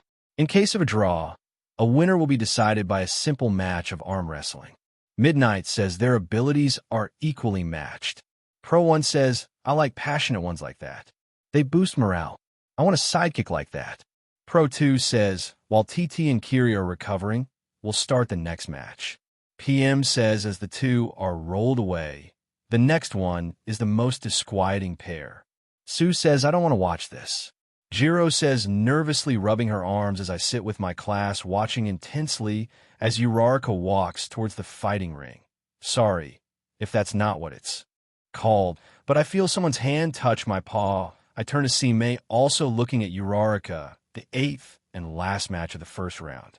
He's been famous since middle school. That's not a respectable look. Bakugo Katsuki from the hero course versus, I want to root for her, Uraraka Ochako from the hero course. The 8th match. Start. PM yells, Aizu POV flashback with Uraraka. Ever since you stepped into the USJ that day, I saw someone with the courage to save many. And you looked like you were improving faster than everyone in class. Like during the cavalry battle, I thought it would be better to team up with a friend, but now that I think about it, I think I was just trying to rely on you. Everyone is working towards their future. That means everyone is our rival. And so let's meet at the final round. Uraraka says, giving a thumbs up and a flashback, the 8th and last match of the first round. He's been famous since middle school. That's not a respectable look. Bakugo Katsuki from the hero course versus, I want to root for her, Uraraka Ochako from the hero course. PM says, you're the one that floats things. Right, round face. Baku says round. Uraraka says, confused by the nickname. If you're going to withdraw, do it now. You won't get away with just an ouch. Baku says, Aizu, what was the strategy against Bakugo that you were going to share with her? Ida asks as I hold my chest where the notebook is, it's nothing great, but Bakugo is strong. But I know how Bakugo fights, and it's always been brutal. I say, you knew Bakugo before. Ida says confused, there are secrets that I won't share. But if Uraraka touches him and makes him float, she can take control. That's why her first choice should be, I say, the 8th match. Start. PM says as Uraraka immediately charges at Bakugo, a quick attack. I say withdraw is not an option. Uraraka says charging at full speed, then die. Baku says moving his right hand is going to swing right now. Right here. Dodge right here. Uraraka thought to herself until Bakugo swung his hand up, sending a small explosion like a wave knocking her back. Uraraka. Ida says as I stare at the smoke seeing it move, making me smirk, did he get her?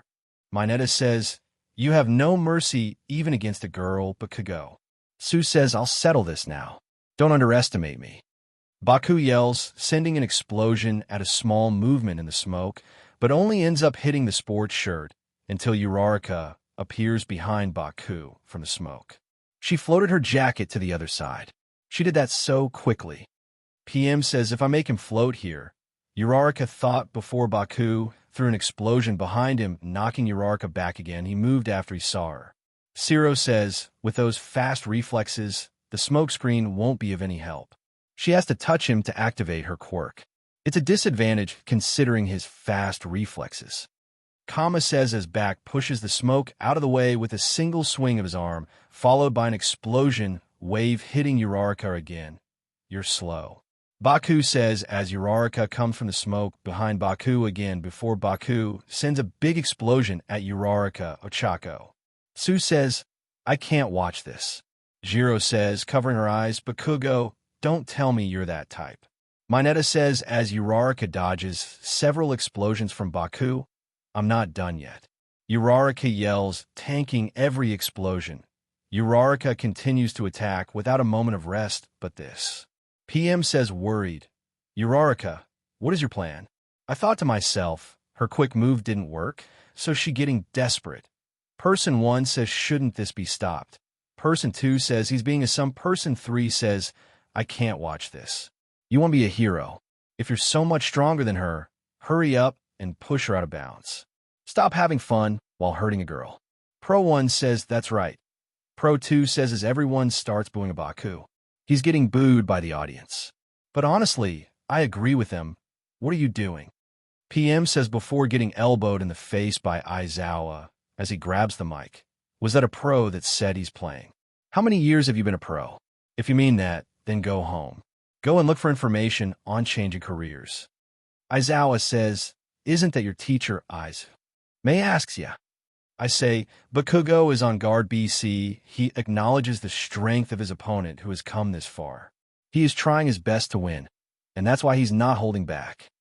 Aizawa says I look at Baku, knowing he's wondering why she isn't defeated. Maybe soon thank you, Bakugo, for not letting your guard down. Uraraka says as she is about to put her fingers together.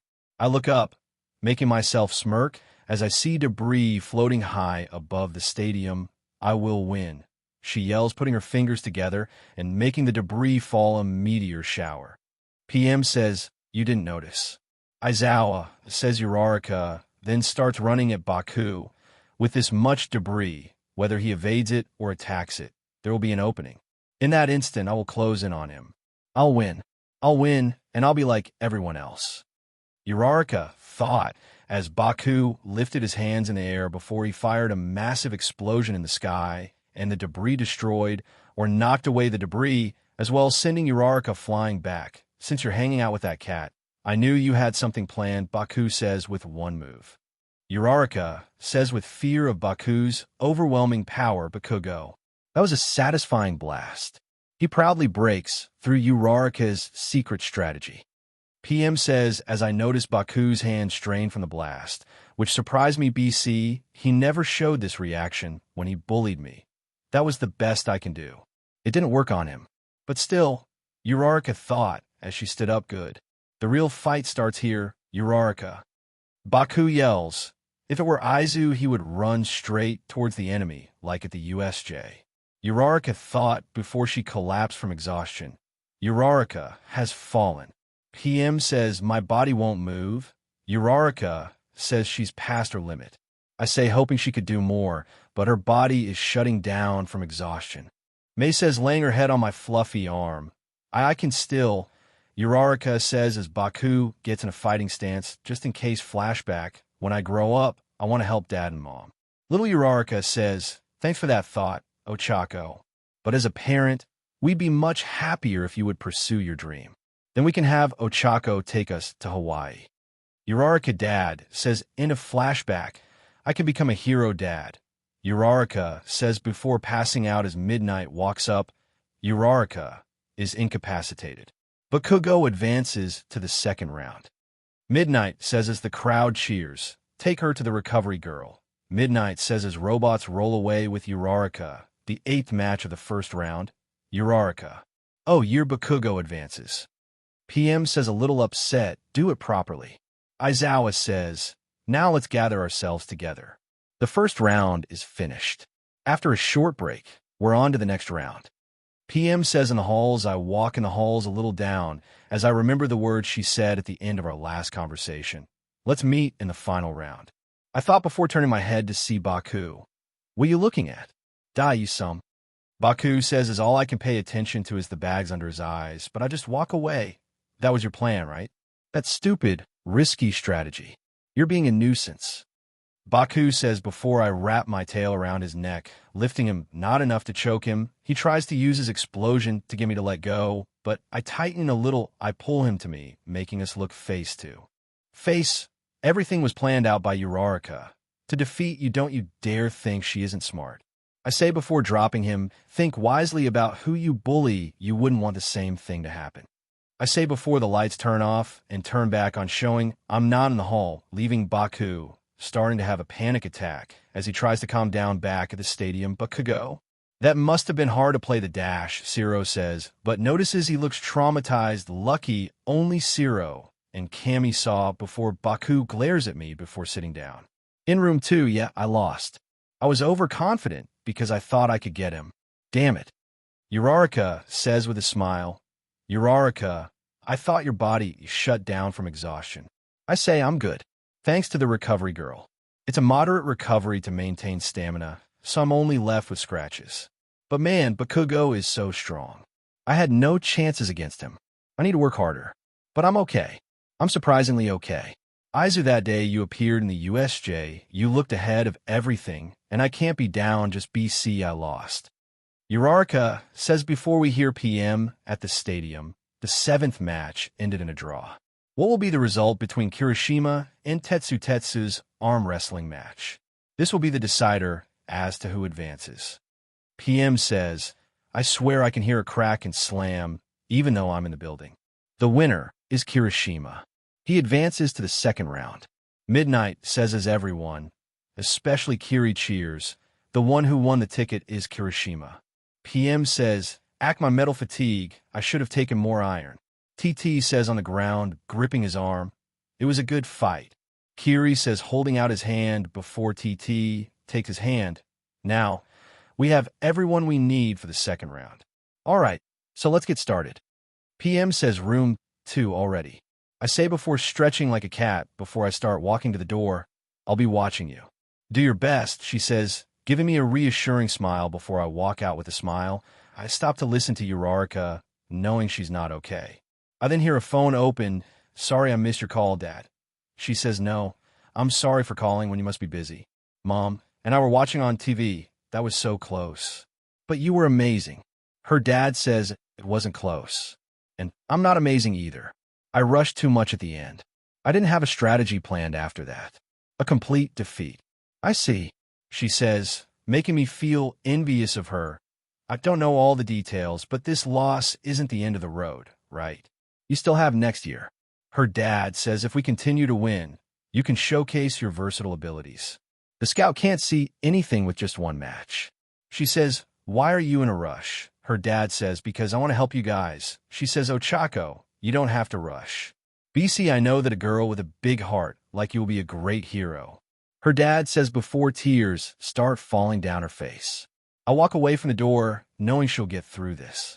So canon Catnap is 12 feet, but in this, he's 9 feet, and Endeavor is 6 feet 5 inches, just to inform everyone. Before I know it, I run into Endeavor. He's surprisingly small for my POV. Oh, there you are. Endeavor says, looking up at me. May I ask why you're roaming the halls? I say, try not to kill him. I've seen your success. That's an interesting quirk. A body invulnerable to many attacks, and the control of fear gas. And your speed rivals, All Might. Endeavor says, what are you trying to say, be dash? I say, try not to cuss at him, but I walk past him. Does he match my speed to AM? I thought to myself, my Shoto must surpass AM. This match with you will be useful as a testing ground. Make sure you don't put on a disgraceful match. That's all I wanted to say. I'm sorry I held you up. Endeavor says before walking away, hey shitface. He isn't your tool to surpass AM, and he isn't you either. I say before walking away at the stadium, the match hasn't started yet. I have to watch. Uraraka says as circles surround her eyes. Are your eyes injured? Go to recovery, girl. Ida says worried. I already did. This is different. Uraraka says sitting between Ida and Toko, as well as Mei working on something in the corner of the 1A stands. It's different. Aside from that, that was a tough match. Ida says instead, regard it as a good experience. Toko says, thanks for waiting, everyone. The first match of the second round is a big one. During the first round, this man froze the crowd with his victory. Todoroki Shoto from the hero course, and the boy with a scary quirk mixed with his speed from the first round. Ori Aizu from the hero course. PM says as the crowd cheers, you came. To-do says as I stare at him, you don't scare me, Todoroki. I said, Tokoyami, what do you think of the match? Ida asks, it depends if Aizu is faster than Todoroki Ice. Toko says, I heard that the cat jumped into action to save you, as well as the other boy. 13 says, it's just a feeling, but the two of them share something similar. Am says they both stand at the top during this year's sports festival. It's a match between two great fighters. Now, it's Ori versus Todoroki. Start. PM yells, Aizu POV, my dad is Endeavor. He has always been the number 2 hero. To-do says, my Shoto has the responsibility to surpass All Might. Endeavor says, if you have some relation to the number 1 hero, I have to win against you all the more. In my memory, my mother was always crying. My mother poured boiling water on me, saying, your left side is unsightly. Without my dim-in father's quirk, no, by becoming the number 1 without using it, I will completely deny him. No matter what you are to All Might, I'll rise above you, using only my right side. To-do says, but I can't lose either, so I can give back to those who care about me. I will beat you. Todoroki POV flashback, but you want to be a hero, right? You can become one. My mother says, stroking my hair while I cry. Before I knew it, I had forgotten what happened after that. I say, Aizu POV, end of flashback, the first match of the second round.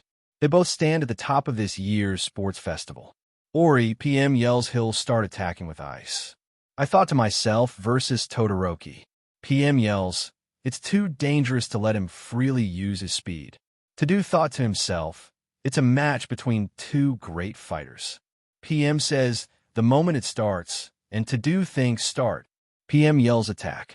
To-do thought before creating ice heading straight for me, but I jumped over it falling toward To-do before smashing to the ground. To-do dodge, sending a kick to his stomach, and pushing him back as To-do created ice behind him, slowing him from going out of bounds. That kick would have knocked anyone out of bounds. He's strong.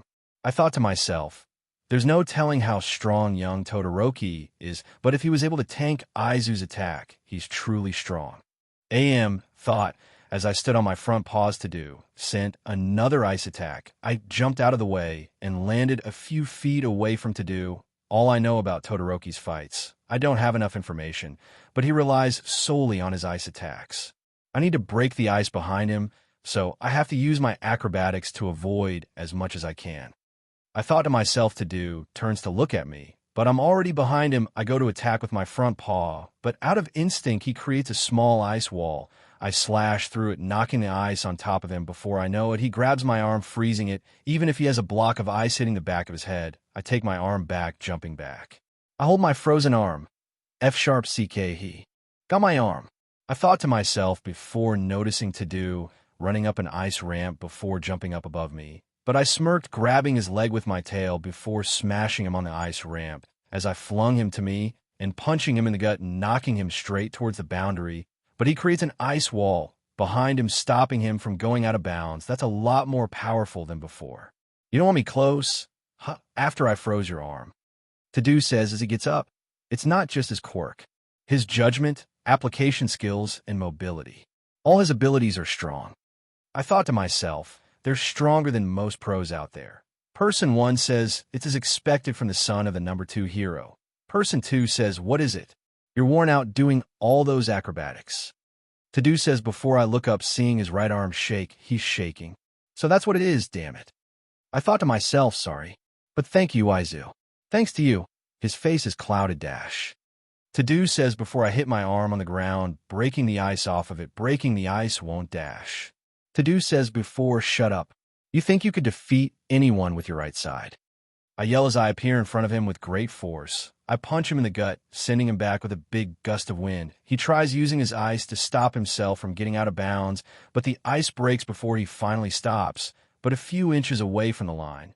Why do you go that far? You're shaking, Todoroki. A quirk is a part of physical ability. You have a limit as to how much cold your body can take. And isn't that something that can be solved by using the heat from your left? Everyone is giving their best to win and reach their goals. To become number 1. Winning with half of your power. You haven't been able to give me a single scratch yet. Come at me with all you've got. I yell, my eyes crimson red. This is bad, but good. Mei says as everyone looks at her in confusion. As you all know, his body is gas canisters, but one in particular that we have no control over. It's like adrenaline that flows through his body. It can be dangerous for his body, and the last time he used it, he brutally beat a guy for hurting me. But most of his anger is focused on to-do, holding his power back because of Endeavor. Mei says as everyone sits there scared a little. Izu, what are you trying to do? With everything I've got. Did my DM father pay you to do this? How annoying. To-do says before running at me. You can't do anything to me with how tired you are. I thought before I got punched in the gut, knocking me back a few feet. It's a direct hit. That was a good one. PM says he was able to punch Todoroki even though Ori was worn out. He switched to full offense now. Person 1 says as to-do stands up, he sends a wave of ice at me, but it's slower and bigger. To-do runs up to me, trying to get behind me, but I hit him again, knocking him back. My brain goes fuzzy, but I slap myself. Should we stop this midnight? Ori is overdoing it. It's like he's using his adrenaline to fight. He may not feel much pain right now because of the adrenaline. Cementos says he's losing power, but his body is losing control. He's not just overdoing it. To win, adrenaline is the best thing he has. But still, even though it can be healed, to willingly use adrenaline causes him great pain, but requires a lot of determination. Was settling him off.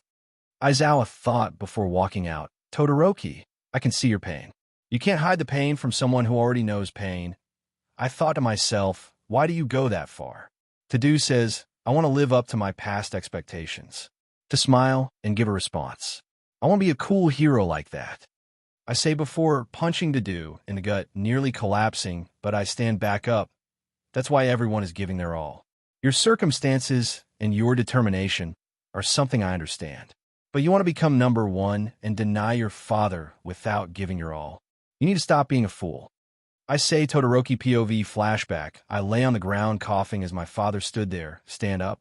If something like this knocks you down, you won't be able to take down any villains, let alone All Might. My father said as my mother ran up to me, please stop. He's only 5. My mother says he's already 5. Don't interrupt. My father says before smacking my mother out of the way. In a bedroom, I don't want a mom. I don't want to be like dad. I don't want to become someone that bullies you, mom. I said, crying to my mother, but you want to be a hero, right? You can become one if you have a future you feel strongly about. My mother says on the balcony, I watch as my siblings play ball outside before my dad drags me away. Don't look, Shoto. They don't belong in the same world as you. My dad says late at night, Mom, I'm going crazy. I can't go on. Day by day, my kids are becoming more like him. Shoto's left side sometimes becomes unbearable to me. I can't raise them anymore. I shouldn't raise them. My mother says, Mom. I say before my mother looks at me with fearful eyes. In the hall, what a bother during this crucial time. My father says, where's Mom? I ask, has she injured you? So I put her in a hospital. My father says it's your fault, because you did that to Mom. I say angrily back with the fight, I will not use my father's power. I say getting up from the ground, isn't it your power? Aizu yells in a bedroom. Yes, that's right. Quirks are passed down from parent to child, but what's important is not the connection, but your flesh and BLD. That you recognize that it's your own. With that in mind, this is what I say. I'm here. Like that. All Might says on TV, but you want to be a hero, right? You can become one. My mother says before I knew it, I had forgotten. I say, you don't have to be imprisoned by your BLD. You can become who you want to be. My mother says Aizu POV right before my eyes. I see firelight around to do. This is PM says he made him use his left side. Young Midoriya, we trying to save young Todoroki. AM thought, even though you want to win, damn it, you're helping out an enemy. Who's the one being a fool now? I too want to be a hero. To-Do says as the left of his body is on fire, Shoto. You finally accepted. Endeavor stops before noticing my red eyes staring at him, telling him, if you don't stop talking you're dead. Endeavor's eyes widen, never feeling fear from a kid as he leans against the wall. I look back at Todoroki, amazing. I say, smirking, why are you smiling? In this situation and with the adrenaline wearing off. You gone crazy. I won't be responsible for what happens next. To-Do says as his right foot starts freezing the ground, followed by his left sending incredible heat as I move all the adrenaline gas into my arms and legs. This could destroy my exoskeleton. But Mei has been prepared for this. I'm certain she can fix me. I thought to myself, Midnight, we can't allow this to continue. Cementos says controlling the ground, he won't be able to withstand it. Midnight says activating her quirk before To-Do, send a giant ice thing at me before I propel myself off the ground, and over the ice my exoskeleton legs are destroyed into metal pieces. I need to go faster. I say as I go faster and faster as To-Do readies his attack. As I go faster right after a cement wall goes up, I'm already in front of Todoroki, tackling him out of the ring and into a wall, sending a powerful wind and knocking Midnight off her stand. 2 minutes later, as the dust settled, I lay on the ground with my exoskeleton legs and arms broken with severe burns, passed out. To-Do unconscious on the wall. Midnight rushes over to them and checks their pulse, but can't find mine before Midnight counts me dead. Wait. Mei yells and runs up to me. She unzips my chest, opening a metal container, showing an exposed heart still beating. Oh, thank God. But Midnight from the Sports Festival rulebook, if both opponents are out of bounds at the same time, it's a draw, and if the opponents are severely hurt, they can't continue with the festival. Mei says Midnight nods. It's a draw, no winner to continue up the board. 3 minutes later, Mei follows the nurse bots and into the nurse's office. Hey, sweetie, please bring him to the bed. RG says as the robots lay me on the bed. And Mrs. Hatsume, your replica is similar to a human skeleton, but let's get to the process. RG says pulling out a scalpel, eyes a POV. 3 hours later in the nurse's office, I wake seeing the white ceiling. I turn my head, seeing it's almost the evening. I sit up in my bed, feeling no pain. The last thing I remember is tackling Todoroki out of the ring and into the wall. I hear a groan in the bed next to me. I turn my head to see To-Do with a bandage on his head. Hey, I say, yawning. He turns to look at me as I see him smirk, which surprised me. I thought my injury was bad, but you smiled. Did you hit your head too hard? I say, no, I'm just happy about what you said. To-Do says, oh yeah, but let's talk when we're fully healed. I say before the door opens, showing the recovery girl. Oh good, you two are awake. The class is waiting for you in waiting room 2. I healed you the best I could. She says, thank you, recovery girl. I say, getting up from the bed. I know now, go on, your class is waiting. She says as I walk to the door, surprising me that I'm able to walk before I walk out the door at the waiting room door. I stood there nervous. Is something wrong, Aizu? To-Do asks. I never had the best days back in junior high school when I came back from the nurse's office, but I'd rather not talk about it. I say, I understand, here I'll go first. To-do says opening the door before walking and followed by me ducking under the door before me, and To-do gets surrounded by the class asking questions. I see you. I hear Mei yell running past the class as she jumps at me, wrapped her arms around my neck as she dangles from my height, but I heard crying, "I thought you wouldn't wake up when the first hour ended." Mei says I smile. Todoroki, try answering their questions. I need to bring her home. I say as To-do nods. I walk out, Mei still clinging to me. Mei's house, 8:38 p.m. I open the door into her house, the sun almost set. I set her on her bed as I walk over to the bathroom, turning on the bathtub. The size of the bathtub is bigger than a normal bathtub. After about a minute, the bathtub, a little above half full, I get in it, soaking my body in the water, before I hear someone knock on the bathroom door. It's open, Mei. I say, closing my eyes, relaxing. I then feel a small weight on my chest. I open my eyes before I blush, harshly seeing Mei laying on top of me naked. I look around, not seeing an escape route out of this situation. I feel her moving her melons, rubbing against my chest, my face heating up. After about 20 minutes, I pick her up to get out of the tub. I wrap a towel around Mei before I go into a room specially made for me. By Mei, I step in, pressing a button as air from the walls below air at me as the water on. My body and the water in the cotton and my body fall to the ground. 2 minutes later, me and Mei lay in the bed before I kiss her forehead. Good night. She says, good night, my love. I say as we go to sleep. Aizu POV intro. During the break after the sports festival, I got used to my new endoskeleton, and from today, it's a normal day in school. Or so I had thought. I narrate, end of intro on the train. I was lucky to find a spot in the train for my giant size. I thought to myself, hey, young man. Hey, you're Ori from the hero course. You were great in the sports festival. You were close. Person 1 says as everyone starts talking to me, I start blushing a little off the train. I'm still tired. I wish I could sleep more. I say, walking in the rain, good morning. Aizu Ida says I turn to see Ida running in a raincoat and rain boots. Why are you walking so slowly? We're late. Ida says, running past me. Ida, we still have 5 minutes before the bell. I say, jogging after him. UA students are expected to be 10 minutes early. Ida says before speeding up inside the school. I shake the water in my fur. Ida, I heard about your brother on the dash. I say, don't worry, Aizu, he's fine. Sorry for making you worry. Ida says in the classroom, there's a difference after being aired on TV. Huh, I was stopped so many times on the way here. Mina says people were staring at me, so I was embarrassed. Hokajira says, isn't that usual for you?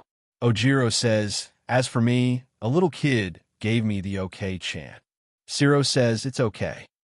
He says as Zero whines, what was yours? Like Aizu, someone had to recognize you.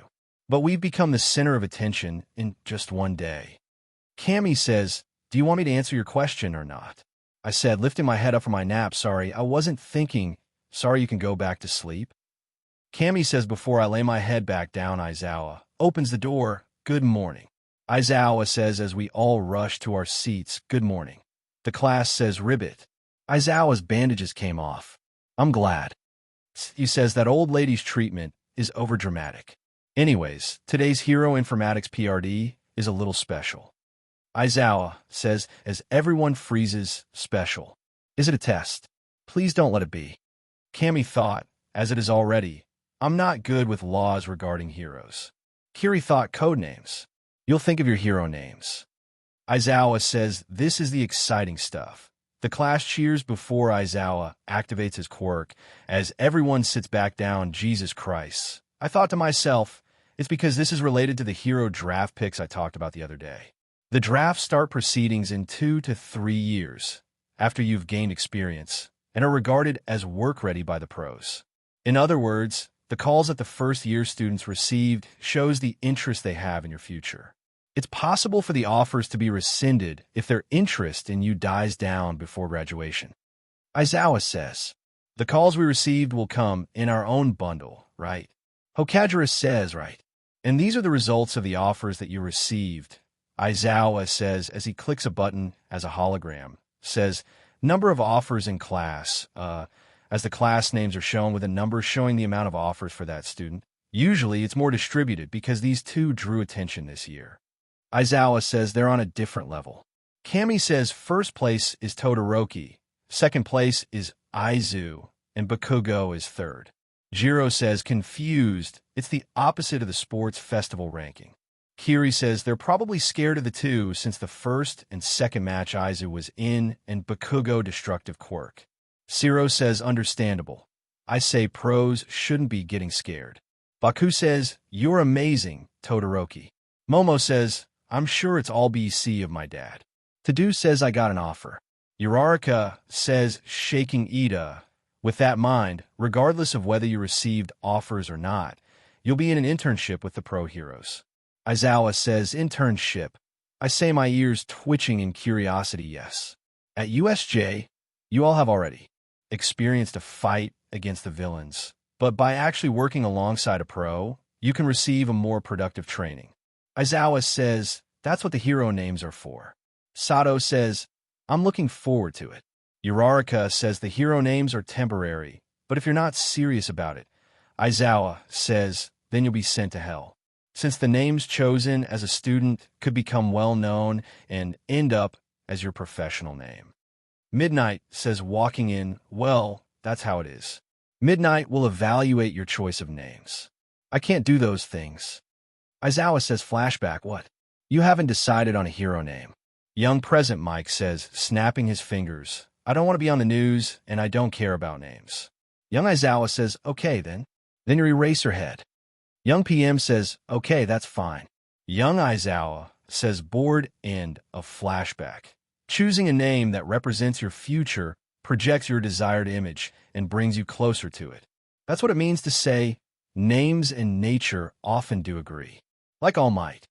Aizawa says as a board is handed to me by Baku, he would normally throw it at whoever is behind him. Has he changed? But off that topic, I need an idea. I thought to myself a few minutes later, you can present it once you've finished. Midnight says we have to present it. Kiri thought, that requires a lot of confidence. Zero thought to himself, here I go. A shining hero, I cannot stop twinkling. Aoyama says, holding up his whiteboard, that's a sentence. Some of the class thought to themselves, you should remove the I and shorten the cannot to can't. Midnight says, changing his hero name, right, mademoiselle. Aoyama says, then I'm next. My hero's name is Alien Queen. Mina says, showing her whiteboard, do you want to be that thing with acidic BLD? Stop that. Midnight says, scared darn. Mina says, walking back to her seat, since the weird ones went first, it feels like ours has to be funny too. Some of the class thought, ribbit. May I go next? Tsu says, raising her hand, sure. Midnight says, I decided on this name back in elementary school. Rainy season hero, Froppy. Tsu says, how cute. It's so personable too. It's a good model for a lovable name. Midnight says, Froppy, Froppy, Froppy. The class cheers as I get an idea. Then me too. Sturdy hero, Red Riot. Kiri says confidently, Red Riot. This is a homage to the chivalrous hero, Crimson Riot, right? Midnight says, yes, he's old school, but Crimson is everything that I want to be. Kiri says, shouldering the same name you admire will come with such pressure. Midnight says, I'm prepared for that. Kiri says, not bad, but I should go for a name that doesn't match my creepy body. I thought to myself, oh no, I haven't thought of a name yet. Cammy says, should I name you? How's Jammingway? Jiro says, oh, it's a parody of Hemingway, who wrote A Farewell to Arms. That sounds smart. It's cool. Cammy says, well, even though you're really strong, you always become like that. Jiro says, try not to laugh. Hey, Jiro, stop fooling around. Cammy says as Jiro rushes up to the pedestal, hearing hero, earphone jack. Jiro says, that's nice. Next. Midnight says, tentacle hero, tentacle. Shoji says, it's a play on words with tentacles and taco. Midnight says, taping hero, cellophane. Zero says, easy to understand. That's important. Midnight says, giving a thumbs up, martial arts hero, tailman. Ojiro says, it represents your body. Midnight says, sweets hero, Sugarman. Sato says, how sweet. Midnight happily says, pinky. Mina yells, stun gun hero. Charge bolt, by putting together charge and lightning bolt. Cammy says, probably BC her, he needs to charge his brain after using his quirk. I chuckle to myself, stealth hero, invisible girl. Tor says, keep them coming, everyone. Midnight encourages so that I don't bring shame to this name. Everything hero, creati. Momo says it's creative. Midnight says Shodo. Shodo says, that's your name. That's okay. Midnight says yes. Shodo says jet black hero, Tsukimi. Toko says god of the night. Midnight says fresh-picked hero, grape juice. Mineta says it's pop and kitschy. Midnight says petting hero anima. Koji wrote, okay sure. Midnight says, king explosion murder. Baku says you should refrain from. Midnight as I facepalm, well, I'll present mine. I had already thought of it. Uravity. Uraraka says, how clever. Midnight says a few minutes later, choosing a hero name is going a lot smoother than I expected. The ones left are Bakugo, who has to think of another name, Ida, and then Ori, right? Midnight says flashback for Ida. Tinya, I didn't know whether to tell you yesterday, but I can't feel my legs at all. Ida's brother says that can't be. You're lying. Ida says the ingenium will probably end right here. Ida's brother says no. You still have to lead so many people. I don't want this. Ida says, starting to cry, I don't either. And so if it's okay with you, will you carry the name for me? Ida's brother says into flashback as Ida was about to write something but stopped. I can't not yet. Ida thought he then sets the whiteboard on the pedestal only saying his name. That's your name, Ori. Are you done? Midnight says probably I had another name in mind, but this one will show that I'm not scary. I'm the naptime hero, Catnap. I say, interesting. What was your first idea? Midnight asks curiously, it's best that you guys wait and see. I say as I go lay down at my desk. So just to point out, I's desk doesn't have a chair connected to it, is a little taller than the other desks, and you're probably wondering about his uniform. Well, he basically only wears a tie since his body isn't actually made to wear shirts. So he's pretty naked. He does have, you know what, but that's hidden. He's basically just a large purple cat. If you're also curious about his mouth, it isn't open 24/7. He can move his jaw. That basically explains his body. With AM. In a staff room, an offer for a first-year student has just come in. Cementas says at the computer for who? AM in his weak form, Izu Ori. Cementas says as AM curiosity peaks really. Let's see. This person is AM says frightened and confused back with class 1, a Lord explosion murder. Baku yells no, that's not it. Midnight says, now that everyone has their hero names, let's talk about internship. It's 1 week long. As for where it is, those who received offers will be given a separate list so you can choose from there. Those who didn't receive offers will choose from the list we've prepared of 40 agencies that have agreed to take students in. Location and special forte for each one differs. Aizawa says holding up a stack of papers, for example. 13 can focus on saving people from accidents and disasters instead of fighting villains. Midnight specified think carefully and choose. Aizawa says, I want to fight violent crimes in the urban areas. Kiri says, I prefer something associated with water disasters. Is there such a thing? Sue says, turn it in by the end of the week. Aizawa says, we only have 2 more days. Zero says, choose carefully. Class is dismissed. Aizawa says, walking out with Midnight. To-Do looks over his list before seeing his father's agency lunch break. Ugh, did everyone decide on a pro agency? Mina says, slumped over her desk. I chose MT Lady. Mineta says as I facepalm at his obsession over ladies, I have met many perverts especially. In junior high. I say, what junior high did you come from? Mina asks as I look over to Baku, rather not say. I say still looking through the different agencies. Ashido, you had advanced pretty far, so it's weird that you didn't receive any offers. Ojiro says right. Mina whines, did you decide yours, Izu? Uraraka asks, nope, none of them, just sticks. I say, you're really stuck, aren't you, huh? Sue says as part of the class walk up to my large desk. I've actually chosen mine already. Uraraka says, really? Mina says surprise where? Ojiro says curiously Battle Hero Gunhead's agency. Uraraka says Gunhead is a super martial artist. Interesting.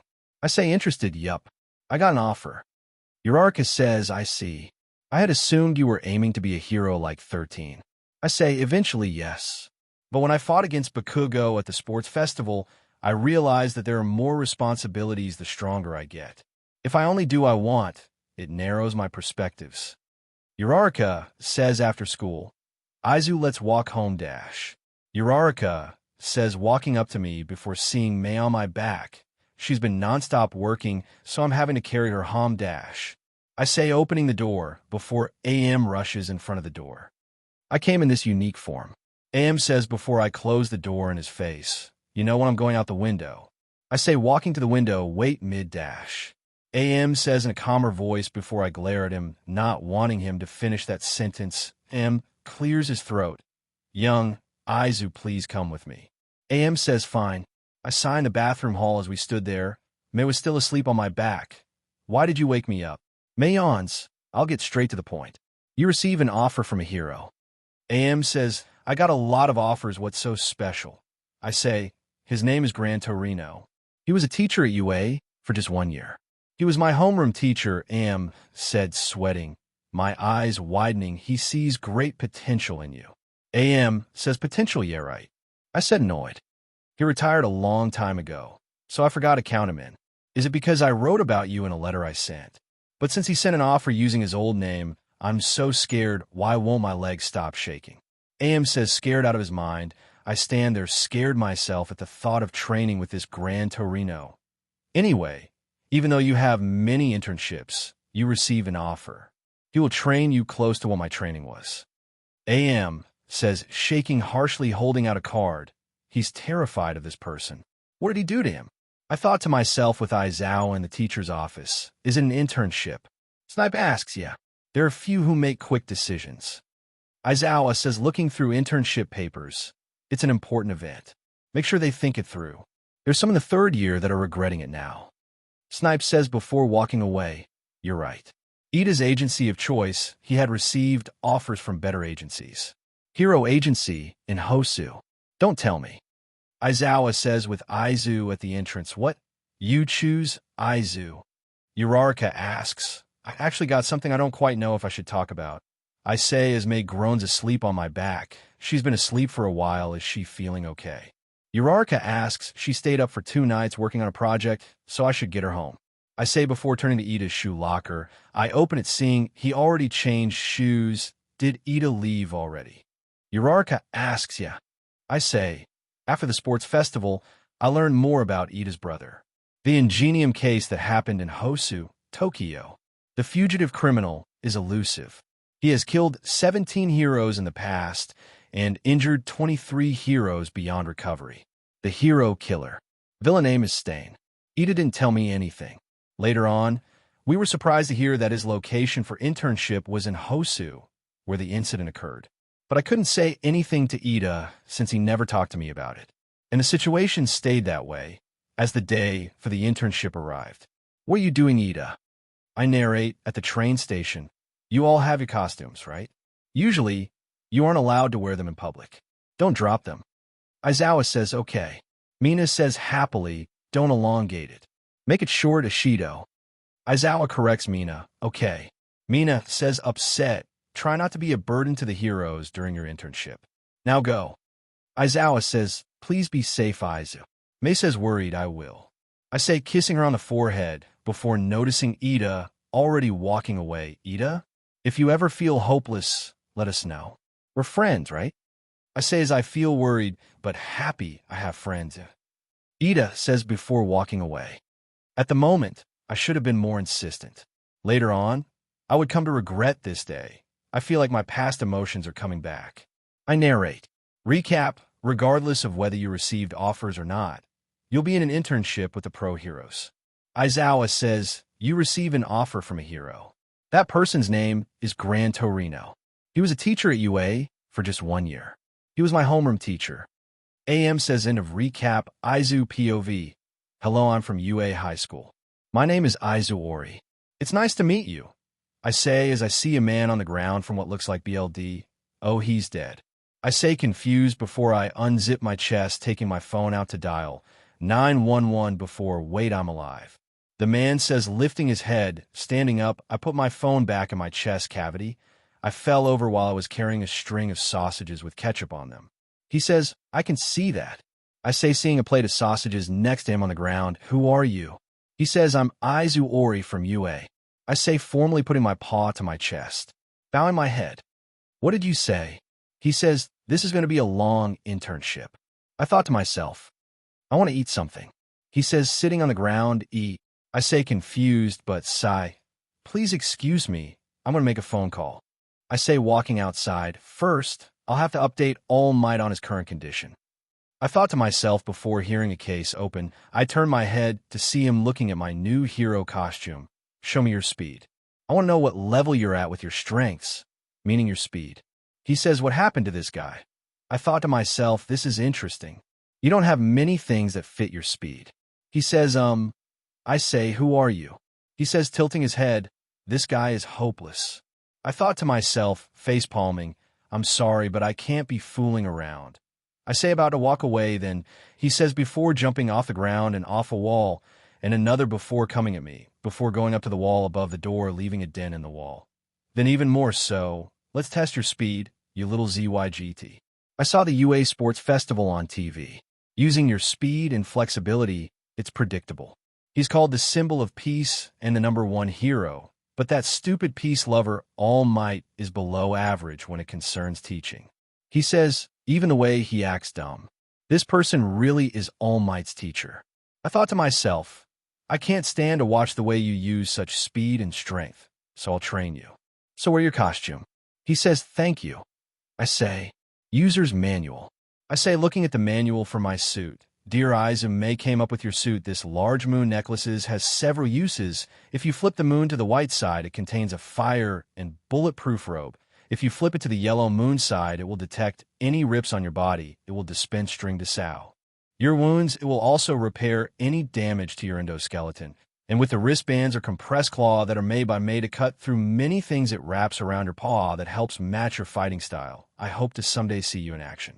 The note says, thank you, Mei, I couldn't have a better thing. But anyway, this is my first battle with support items. I thought to myself, I'm ready. I say, then show me. He says he's so small, but he's extremely fast. I thought to myself as a sweat dripped down my cheek. It's quite a small space. I don't want to break anything because of my size. I said, a little worried, my, you just keep on rambling. He says, before propelling off the ground and around the room, I lost sight of high dash. I say, before getting kicked in the back, almost making me lose my footing. I'm getting impatient. He says, before propelling off walls, as I still can't keep sight of him before I hear a crash. I turn to see, he crushed his microwave. You still couldn't tell my true abilities just now. You could have had the chance to be the successor of OFA, but you're a weakling. All Might probably have made a better choice, but you have some potential. He says, what's OFA? I say, before getting hit in the back again, but he's too fast. What kind of quirk is this? I thought to myself. I get hit to the ground. No, that's not it. Without a place to hide, I have to stop his movements instead of trying to follow him. I need to keep an eye on him. I thought to myself before my wristband forms metal claws around my paw. He hit my back twice already. Then, I thought to myself before turning around as he propelled towards me, analyze and predict. He says as I slash at him, but he dodges, but you're slow, and your senses are not in harmony. That's why this happens. He says, pinning my head to the ground. I was sure I had you. I say as my mechanical claw turns back into a wristband. That's it, you use your speed during the cavalry battle, and the tournament your mind can't keep up all the time, like if you're facing an opponent with similar speed. He says, my mind. I say, you say you want to be stronger, and that's true. But villains will not wait for you to get stronger. You think your speed is more important than your mind. He says, but how should I? I say, sitting up, find that answer on your own. I'm going to buy something to eat. You're in charge of cleaning.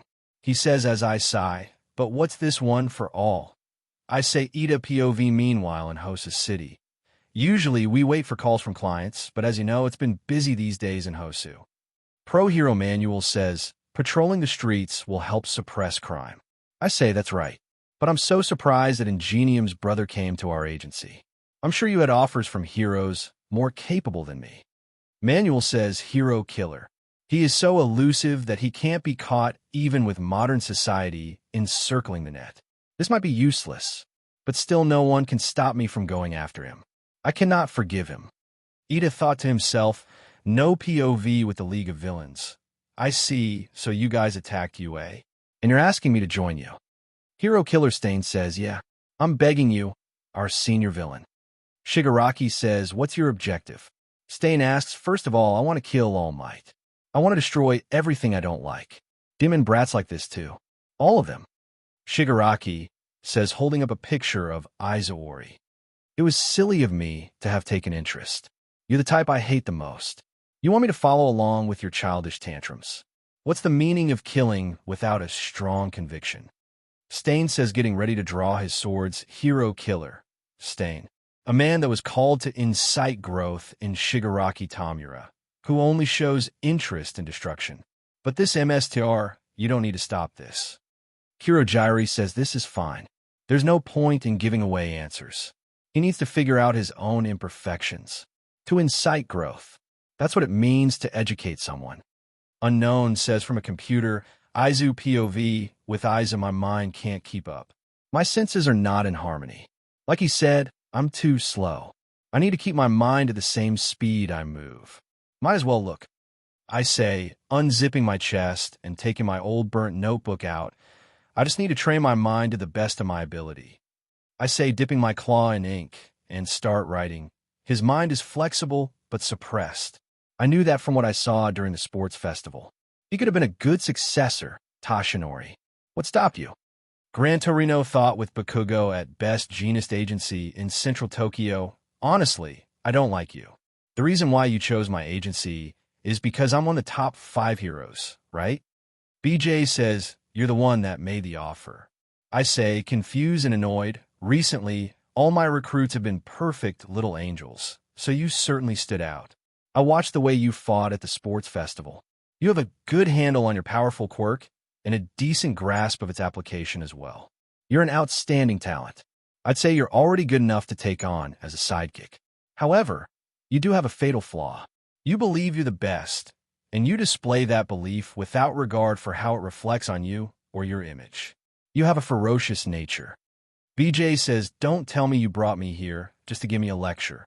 I say angrily as I step forward, but I immediately get tied up by strings. I have to correct people like you. It's part of my duty to society. Heroes and villains are cut from the same cloth. So your job here is to watch me. I'll show you what makes someone a hero. BJ says, controlling the threads of his coat to hold me in place. What the hell are you doing? I ask, isn't it obvious? I'm educating you on becoming an exemplary pro. That includes being aware of the way you speak, your appearance, control your emotions, your morals. There are countless things you need to learn, but in the brief PRD of 1 week, I will stitch these things into the fabric of you being. BJ says as we glare at each other. Karashima POV whoa. Me and Tetsu yell, in surprise, Tetsu Tetsu. I say Karashima. Tetsu says back, hey, what are you doing here? We both say, we were able to put in 2 offers this year. Let's begin right now. Fourth Kind says, I look forward to working with you. We both say, bowing our heads, I was impressed by the guts both of you showed at the sports festival. I like you too. However, being a hero isn't easy, and you can't rely on brute force alone. So this week, you'll learn from my experience. FK says, that's the chivalrous hero. Tetsu says he's so manly. I say, wait for me to finish speaking. FK says, hitting his hand on the table, yes, sir. Apologies. We both say, bowing our heads, I'll have to teach you proper manners, too. FK says, thank you very much, sir. We both say, first, let's talk about why we're here. Pro-S receive wages from the government, so we're civil servants. But there's more to it than that. With the quirks we offer, our responsibilities are different from regular workers. Now, regarding our actual duties. FK says, Uraraka POV at Gunhead Agency, basic hero goal, control crime, right? When a crime occurs, the police will contact us. These requests come in all at once, filter by district. We file reports on the services we provided, assisting with arrests, rescuing people, etc. Then a special agency looks at our work and decides how much we should be paid. You'll catch on quick, kiddo. Gunhead says as we walk through the streets, I didn't expect him to be so friendly. I thought to myself, Momo POV, the snake hero. Iwabumi agency. Additionally, heroes are allowed to have side jobs. There were a lot more arguments about this when the world of prose was first being established, but the heroes ended up being so popular that the public demanded it. For example, I'm about to film a commercial. Stick around, okay? Iwabumi says, well, I was kinda hoping I'd see something with a little more action. Kendo says, confused now. This sort of attention is something you can't avoid if you're a pro. Besides, she was kind enough to offer her wisdom to an unworthy student. So I'll take every lesson she has to give. I say thoughtfully, she's really into this. Okay, but isn't there anything else we can do while you film this or whatever? Kendo says, super confused now. Do you know why I chose you to? Any thoughts? Iwabumi asks, well, I guess Kendo says it must be because you saw such heroic potential in us. I said, interrupting Kendo, of course I did. But there's another reason. You're both very cute young ladies. Iwabumi says, huh? Me and Kendo says confused Jiro POV with Jiro and death arms on the street. Heroes must practice and train constantly. You can't take a break, even when you're on patrol. DA says jogging, right? K. I say jogging behind him, aw man. This is so much harder than class. I thought to myself, my Netta POV with MT Lady and my Netta, you know it's a useful skill. Knowing how to pass the time while you're waiting to be called out to rescue someone. Got that. MT Lady says eating chips while on the couch. Sure. I say as I vacuum, this is not the kind of role play I was hoping for. I thought to myself, annoyed to do POV at Endeavor Agency. I've been waiting for you, Shoto. You're finally ready to walk down the path of the mighty. My father says, I have no intention of following any path you've created. Only I can decide my future. I say, hey, is that so? You should go get ready. We're going out. He says, where to? I ask curiously. It's time I show you what it means to be a hero, he says with a smile.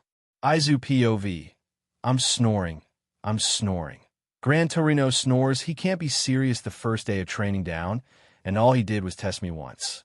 No actual hero work or field work. He just passed out after coming back with food.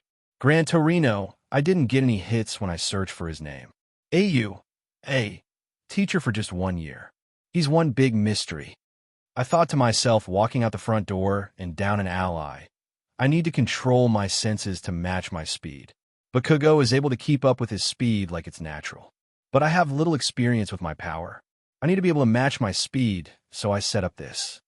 I thought to myself, looking at a motor connected to a pole with 3 ropes holding empty paint cans. I start the motor at low speed as the cans spin. I easily dodge them. Too easy, I say before turning up the speed, but immediately get smacked across the face falling next to a couple walking by monster. The couple yells running away. Do I really look that bad? I ask myself before getting back up. Next morning, good morning. What's wrong? You look beat. GT asks, confused.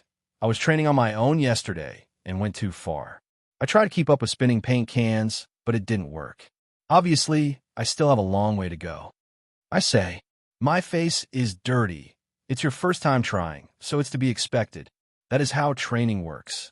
I too had the problem, but it became easier by the day. He says before the doorbell rings, package for you. The DLVRY man yells, I'll take care of it for you. God, thank you. A microwave. I say, taken out of the box. For some reason, mine broke yesterday. So I bought a new one. He says, I can't tell if he's serious or not. I thought to myself, confused, so what do you think? How about we eat some of that frozen food I bought? It'll be good.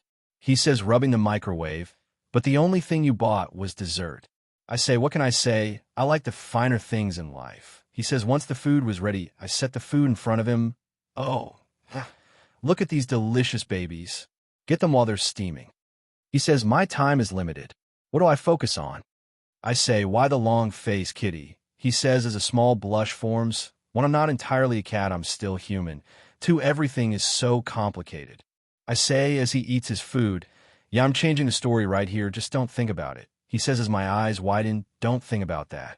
If I don't think about where to go, my body itself can lead me to follow my instincts.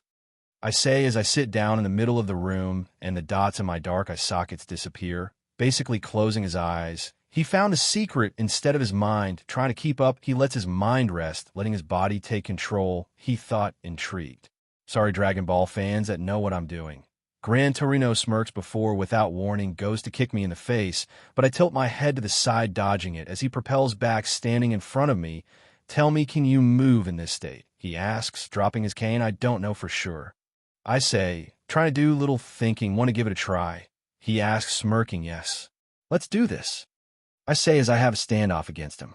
Aizu POV in Gran Torino home. That's it. Keep your mind blank and your body active. If you can move around while maintaining this, then you'll be on a completely different level than you were at the sports festival. So, kid, think you can handle it. We'll begin with 3 minutes. GT says, clicking an old watch that is set for 3 minutes. Okay. For what? I ask, having some trouble keeping my mind blank. That's the amount of time I have to hit you 5 times, but if you manage to grab me, or if you can withstand the 3 minutes of my constant attacks. GT says, for bolting around off the walls. I sit there on the ground, and GT goes to attack from behind. My body spins around him, going to grab his leg, but he propels back. Nice try, you need to be faster than that. Move those 4 legs of yours. GT says, bolting around before I feel my body bolt off the walls after him, but he turns his legs in front of him and propels towards me as I try to dodge. But he clips my cheek, but my body flips before swinging my back paw into GT gut. As he gets hit into the ceiling, I snap out of my concentration and catch the falling GT. As he opens his eyes to see me holding him, he swings a kick to my head, sending me into a wall. Did I do it? I ask, laying on my side. It's only been 2 minutes, and he managed to kick me in the gut. GT thinks to himself, holding his stomach. You did well, but still lacking strength, he says as I smirk, getting up. Yeah, true. I say, but you've grown since yesterday, and it was just our first go at using your mind this way. All right, no time to rest. Let's keep training. GT says, all right, what's next, sir? I say, standing straight like a soldier. Something very important. We haven't had any breakfast this morning. GT says as I nod, true. I say, so, why don't you go and heat up those pastries again?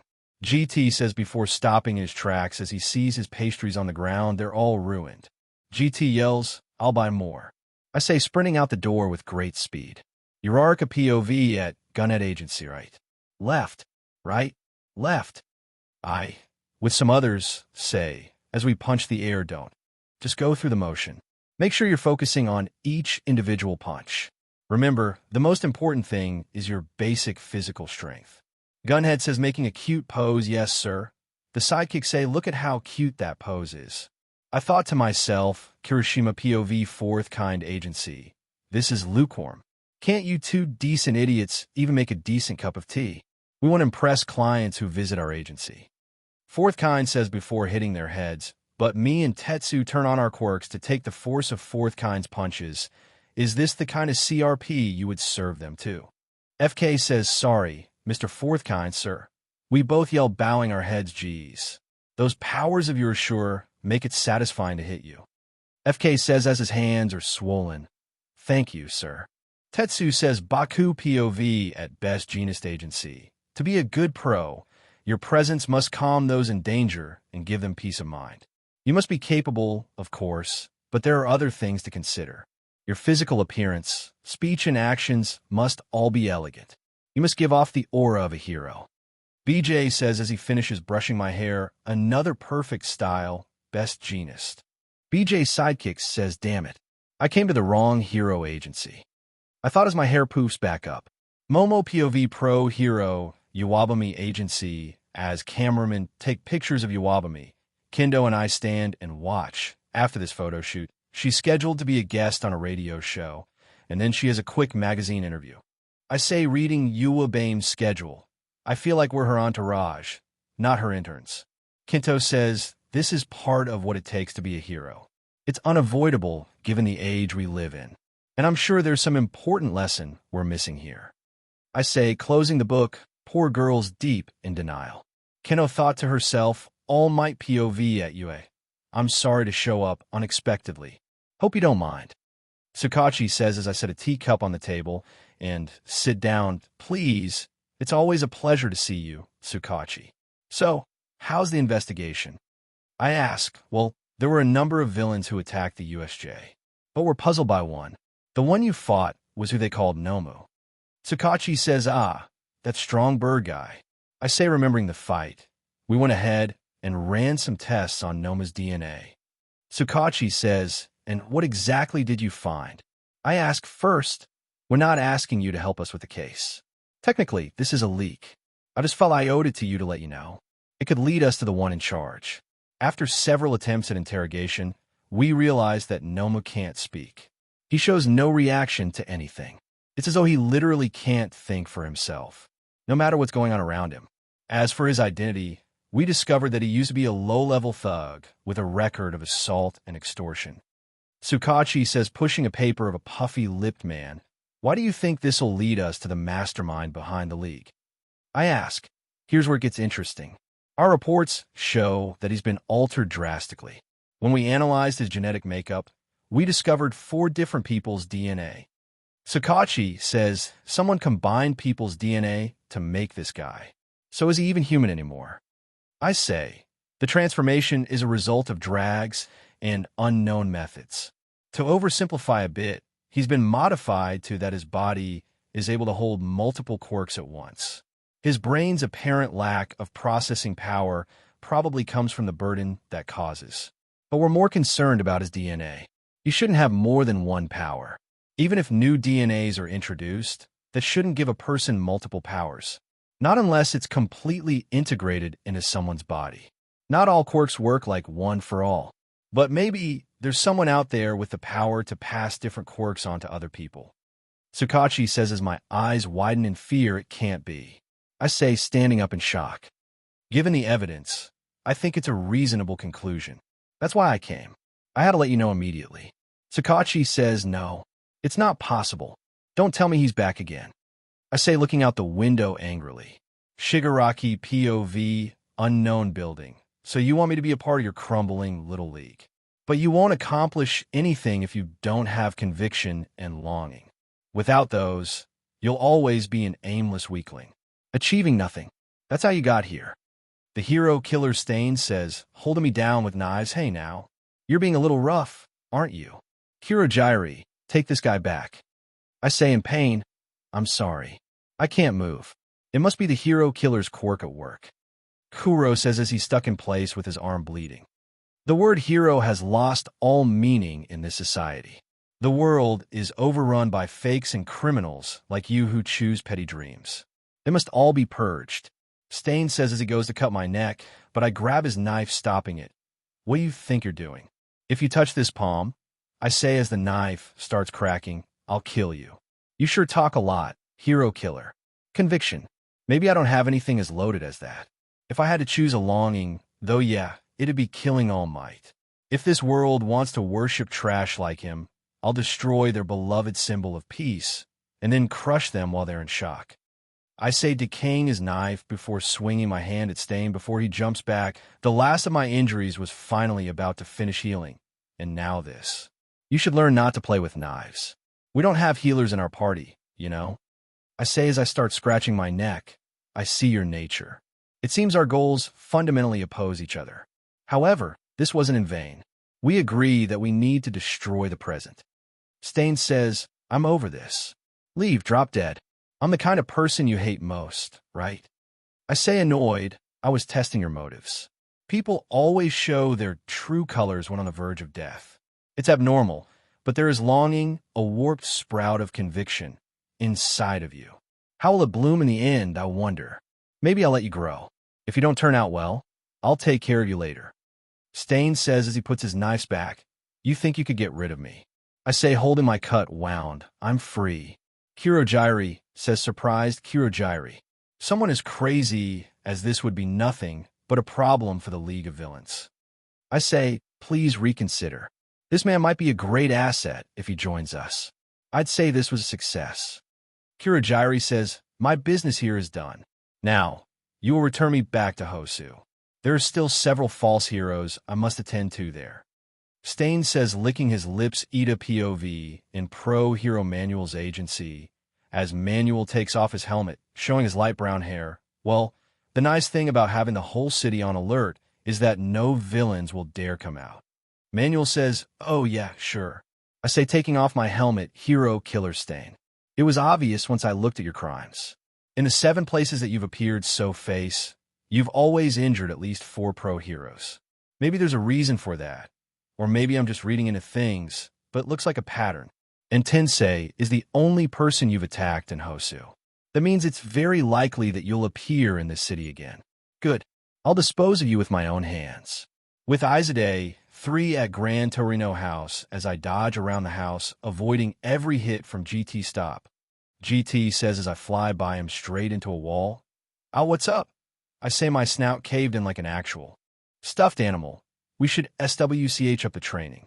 If you get too used to fighting against my distinct tactics, you might develop some weird habits. GT says, huh, what habits? I say, pulling my snout back. Nothing bad, but we're done here. Change into your costume, boy. We're moving on to phase 2. GT says. A little while later outside the house, I walk out wearing my cloak hiding my intimidating body. Hope you're ready. We're going out to fight some villains. BC, if you only face me, you'll have some trouble with other opponents. The key is to let you get experience with different types of villains and situations. This is an internship, after all. GT says, yeah, I get what you're saying. I say, nodding, it won't do us any good hanging around here. GT says, lifting his hand as a taxi drives up. The driver looks up at my tall height. Can I just sit on the roof of your car, sir? I say, sure. He says, a little concerned, don't worry, he'll be fine. GT says, getting into the car as I climb up on top. Because of the small population in this area, the crime rate is pretty low. That's why there are so many hero agencies in urban areas. There's a lot more crime there. The higher the population density, the more trouble you'll find. No, in Shibuya, we'll have plenty of small fights to break up, I guarantee. GT talks to me on the phone.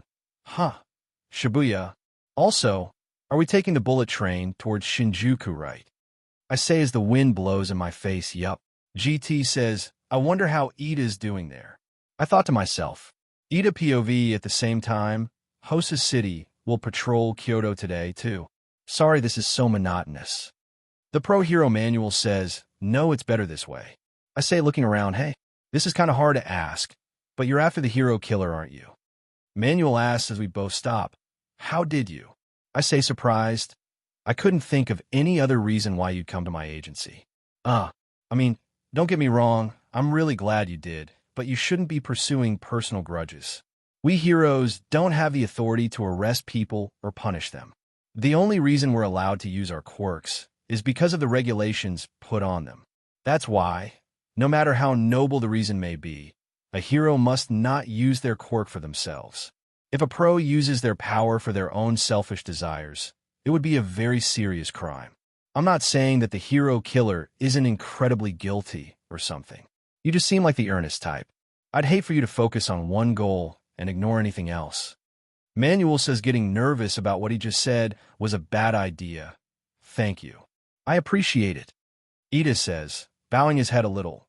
Oh, it's fine as long as you get what I'm saying. So are we good? Manuel says as he starts walking, no. What am I supposed to do with this burning hatred if I can't act? I thought to myself, still frustrated.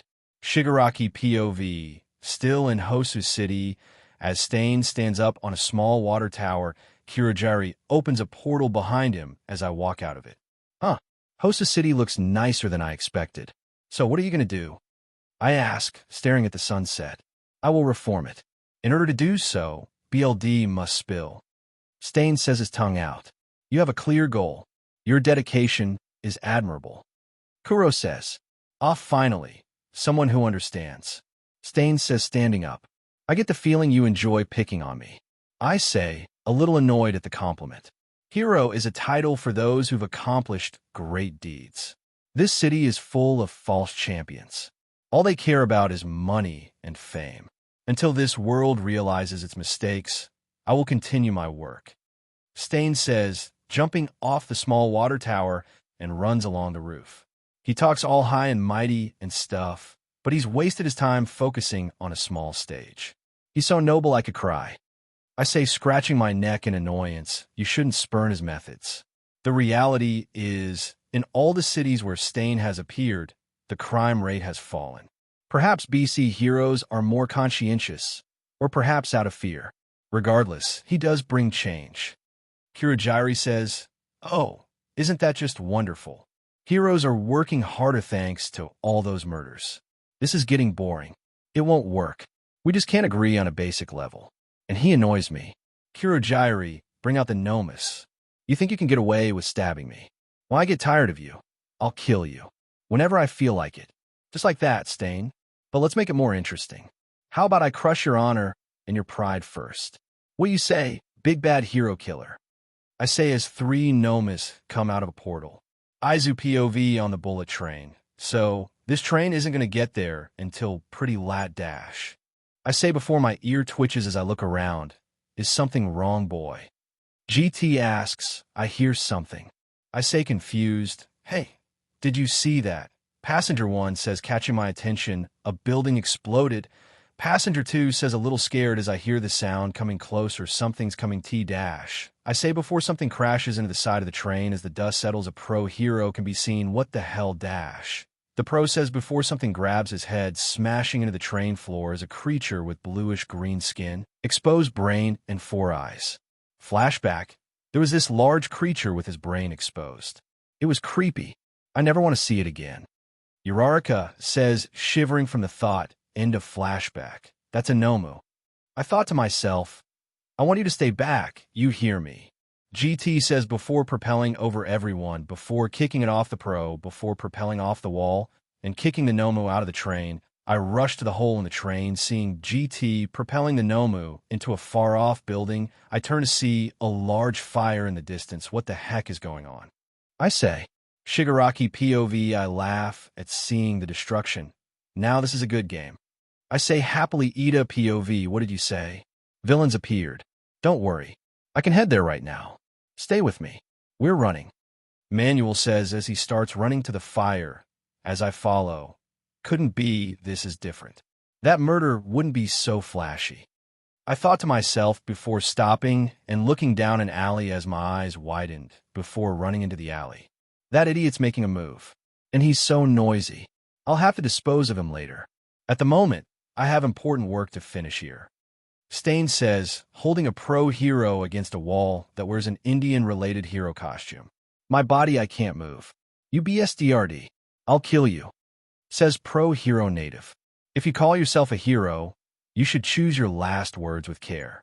Stain says, getting ready to kill native. I jump and go to kick Stain, but Stain swings his sword, hitting my helmet off and flung backwards onto the ground. A child wearing a suit. Who are you? Run. Run away from here. This is not a place for children. Stain says, you're carrying blades all over your body and you're wearing a BL Red scarf. You must be the hero killer, Stain. It's you, right? I've been looking for you, but I didn't think I'd find you so soon. I am Dash. I say, before Stain points his sword at my face. Your eyes are searing with vengeance. Be careful what you say next. If need be, even someone your age can be my target. Stain says as I clench my fists. Are you saying that I'm not even a threat to you? You listen to me, criminal. I am the brother of an incredible hero who you attacked. He's the best older brother that anyone could hope for. I have come to stop you, BC. He can't anymore. You're going to remember my name for as long as you live. I am Ingenium, and I will defeat you. That I promise. I say angrily. Then so be it. Die. Stain says, with a stare that can pierce a soul. Recap Aizu POV on the bullet train. So, this train isn't going to get there until pretty lat dash. I say before my ear twitches as I look around, is something wrong, boy? GT asks, I hear something. I say confused, hey, did you see that? Passenger 1 says, catching my attention, a building exploded. Passenger 2 says, a little scared as I hear the sound coming closer, something's coming T-dash. I say before something crashes into the side of the train as the dust settles, a pro hero can be seen, what the hell dash? The pro says before something grabs his head, smashing into the train floor as a creature with bluish-green skin, exposed brain, and 4 eyes. Flashback, there was this large creature with his brain exposed. It was creepy. I never want to see it again. Uraraka says, shivering from the thought, end of flashback. That's a nomu. I thought to myself, I want you to stay back. You hear me. GT says before propelling over everyone, before kicking it off the pro, before propelling off the wall and kicking the nomu out of the train. I rushed to the hole in the train, seeing GT propelling the nomu into a far-off building. I turn to see a large fire in the distance. What the heck is going on? I say. End of recap. Everyone, please. Remain calm. Return to your seats. The villain is no longer here. More heroes will arrive soon. I'm sure dash. The train conductor says before a gust of wind flies by him as I stand at the hole in the train, my cloak swaying in the wind. Keep them calm. I'm going after him, I say, bouncing off the train and sprinting off with great speed. There can't be that many people with wild eyes and brains spilling out. Maybe Nomu's brother. We're these creatures. No time for detours or stairs. Gotta put my training to the test. I thought to myself before jumping off the building and onto another. Gran Torino, please be okay. I thought to myself. No POV with Gran Torino as a Noma breaks through a wall chasing civilians. A villain. Run. Where are all the pros? A man says, helping a lady up. The Noma goes to attack, but GT kicks the Nomu in the chest, bouncing off. I haven't fought this earnestly in years. Picking a fine time to patrol. That's right. Bring it on, ugly. GT says as the Nomu attacks, but GT propels over the Nomu.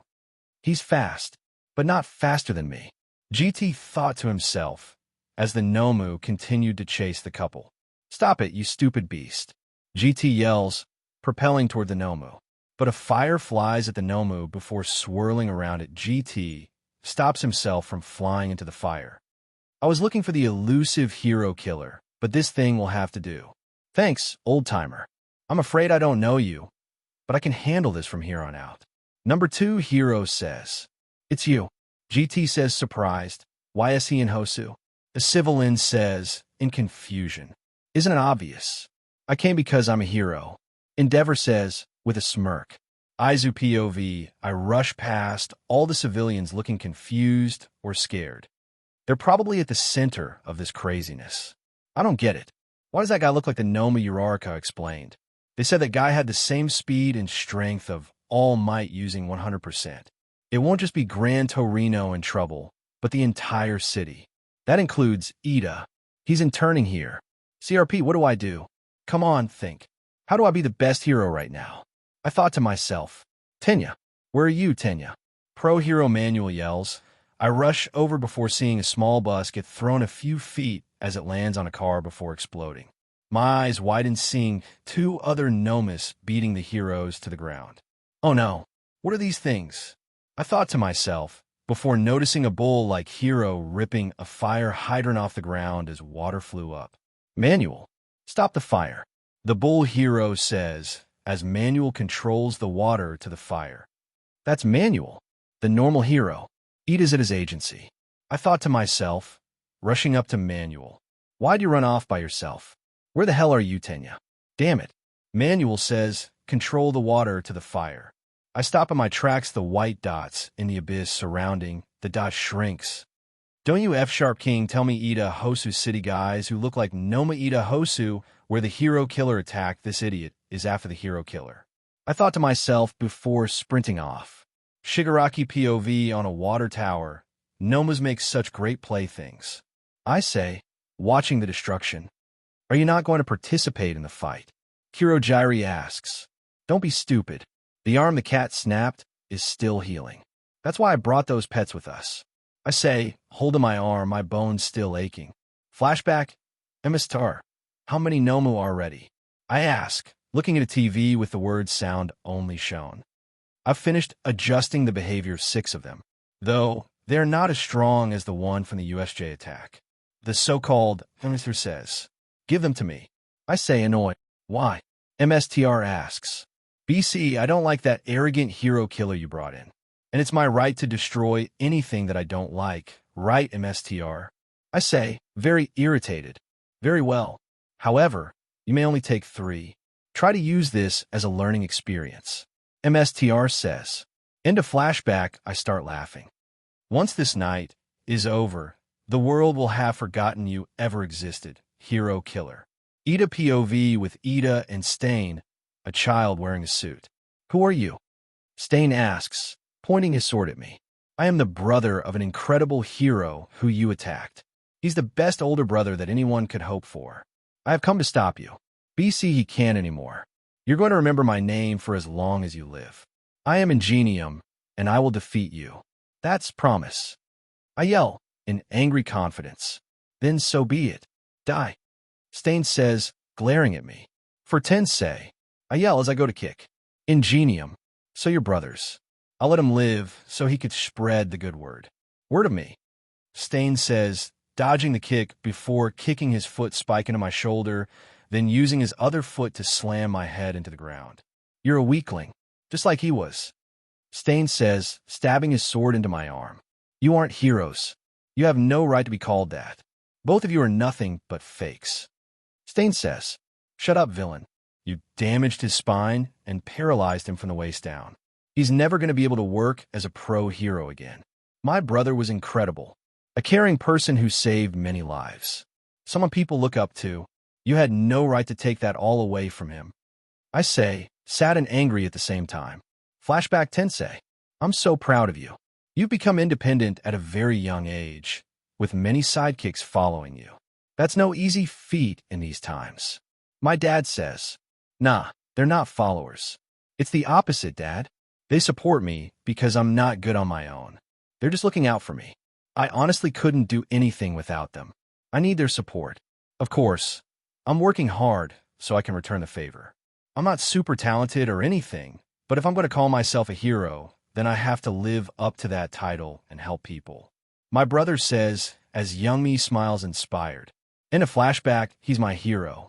My older brother inspired my dream that one day I could be a pro too. I won't forgive you. I'll kill you. I yell, trying to get up. Shouldn't you be worried about saving that guy?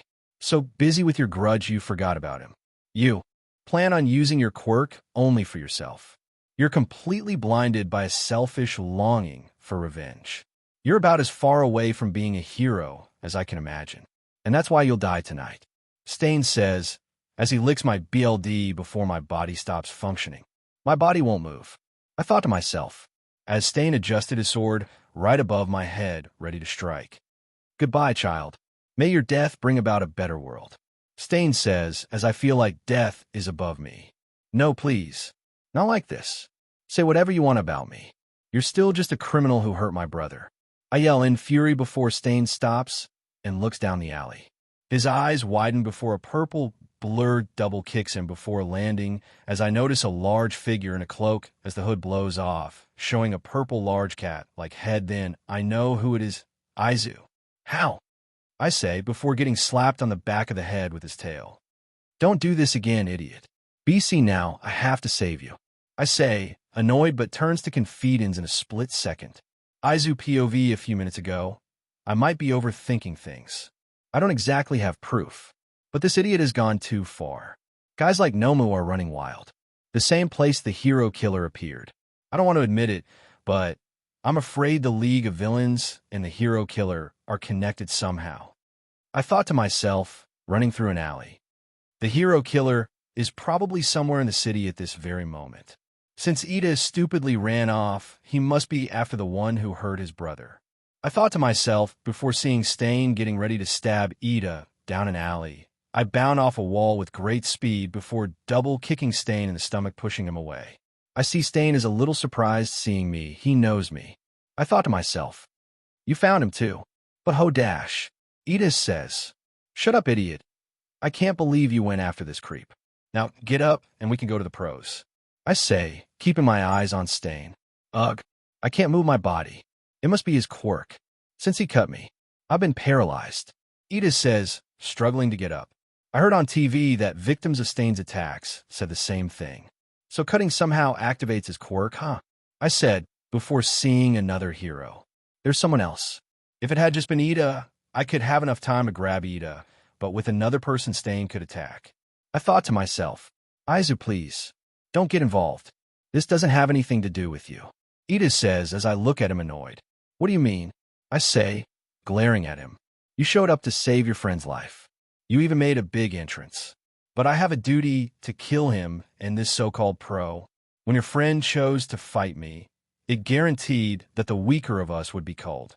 Stain says, as his glare has my fur standing up. So what will you do? Stain says, he's different from those self-entitled league of villains. Those are the eyes of a fanatic. I messaged the others my location in case of emergency after I found out about Ida running away. I thought to myself, as a sweat dripped down my face. Even though it was just a guess and I didn't have any proof, I should have made sure that a pro came with me to find him. I'll just have to protect these two who can't move and stall for time all by myself. Maybe I can even force the hero killer to run. I thought. Listen to me. Ida says, as I turn my head, irritated. I swear to God you better say something good. I say, as I glare at him. Stand down. Run away. I told you. This has nothing to do with Dash.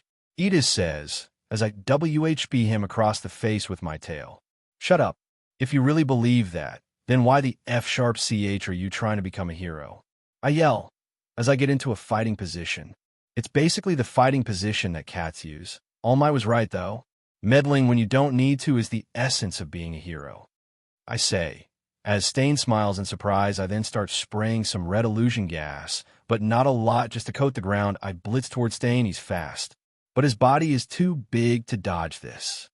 Stain says as he goes to swing, he hits nothing as the illusion disappears, but my real body is above him, ready to slash at his head. But he dodges as my paw flies by his head, then slashes my paw off before kicking me to a wall, followed by my severed paw. He goes to lick the blade, but he licks up cotton before spitting it out.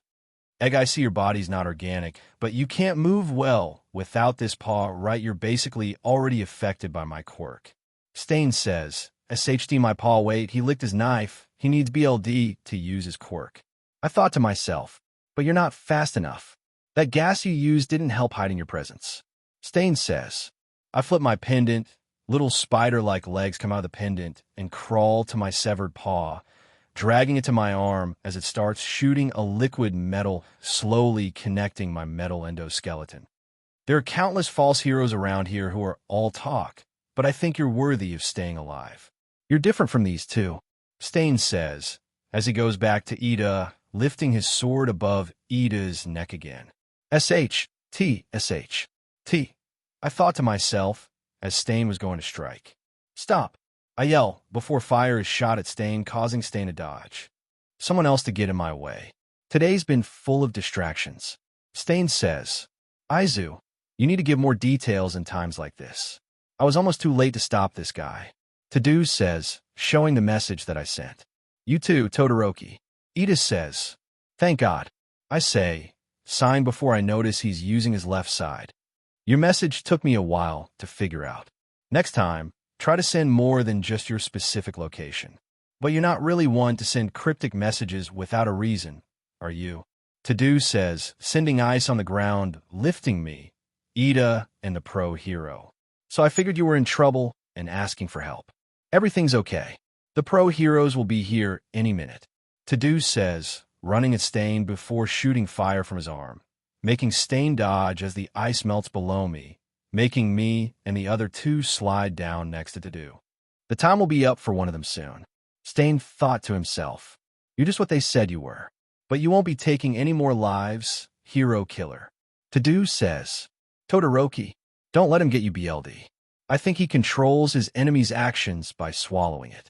And give me time, my arm is almost reattached. I say, he ingested BLD to keep people from moving. That explains the blades, plus they seem to be quite strong to cut through your endoskeleton. But all I've got to do is keep my distance dash. To-Do says, a small knife flies by his face, making a small cut on his cheek. You have good friends, Ingenium, where you did. Stain says, going to cut To-Do, but he creates a small ice rock to block Stain's strike. Stain and To-Do see Stain's sword up in the air. His sword. He threw it at the same time as the knife. To-Do thought before Stain tugs To-Do, closer gonna lick To-Do's cut, but To-Do sets his left side on fire, making Stain jump back, as a wave of ice makes Stain jump before grabbing his sword and cutting the ice, but To-Do sends another ice wave. To stop it. Why are you doing this? His fight is with me. I inherited my brother's nod dash. Ida says before I hit him across the head with little force. You idiot, You're now Ingenium. But did Ingenium ever have that face? No, he never had a face of revenge. I say, before noticing Stain swiftly cut to do size. You block your own field. A vision against an opponent who's faster than you. Rookie mistake. Stain says, come get me then. To-do says, setting his left side ablaze before two small knives stab his arm. You're good, kid. Unlike him. Stain says, going to kill the pro, but I jump up grabbing him as I start swinging my claws at him in an attempt to do any damage to Stain, but he protects himself with his sword. I jump back next to To-do, seeing I can't do anything with my claws. I probably have an idea on how his quirk works from what I think it has a time limit. I say, as I flip my pendant back as a cloak wrapped around my body. A time limit. To-do says, no, I should have been the first to be freed, and I still can't move a muscle. The pro hero says, they figured it out. Stain thought so himself, trying to recover from the pure strength from my powerful attacks. I've got 3 different guesses. His quirk could be less effective the more he uses it, or it could be about BLD types. This is only a theory, so we don't know. I say, if it's the last one, my BLD type is B. The pro hero says weakly. I'm type A. Edith says, and I have no BLD in my body, but he has the strength to cut off my arms. I thought to myself, so you figured it out. Bravo. Very impressive. Stain says, hero killer Stain. His quirk, Blood Curdle. By tasting someone's BLD, he can freeze them for up to 8 minutes, depending on their BLD type. From shortest to longest time, it's O at A, B, and B. Present Mike narrates. It doesn't really help us that much to know how his quirk works, though. I say, I thought we could hurry and carry those 2 out of here, but it's no good. He's fast, but he's sort of slower than you, and he can dodge ice and fire. I'd have to leave myself unguarded. Our best option is to hold until the pros arrive and avoid close combat. To-do says, his arm bleeding from the knife wounds. No, you've already lost way too much BLD. I'll support you the best I can. Sounds like a plan. I say, as I activate my new nano claws as they fold around my paws. You want us to take a pretty big risk. Okay, we can protect them.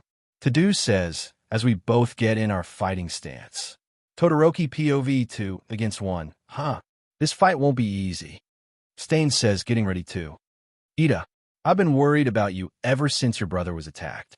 I recognize the face of someone who's drowning in resentment. I thought, as Aizu bolts with great speed off the walls. And I know just how narrow your field of vision can get when you long for justice. That day, I told her about my life with my father and about who I have become.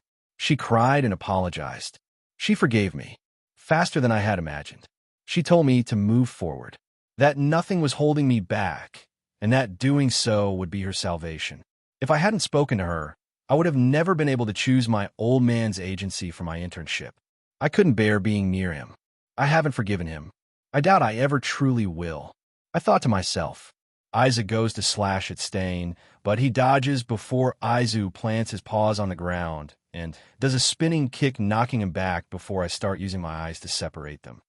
But I chose him so I could learn what it takes to be the number 2 hero with my own eyes and ears. I had to know.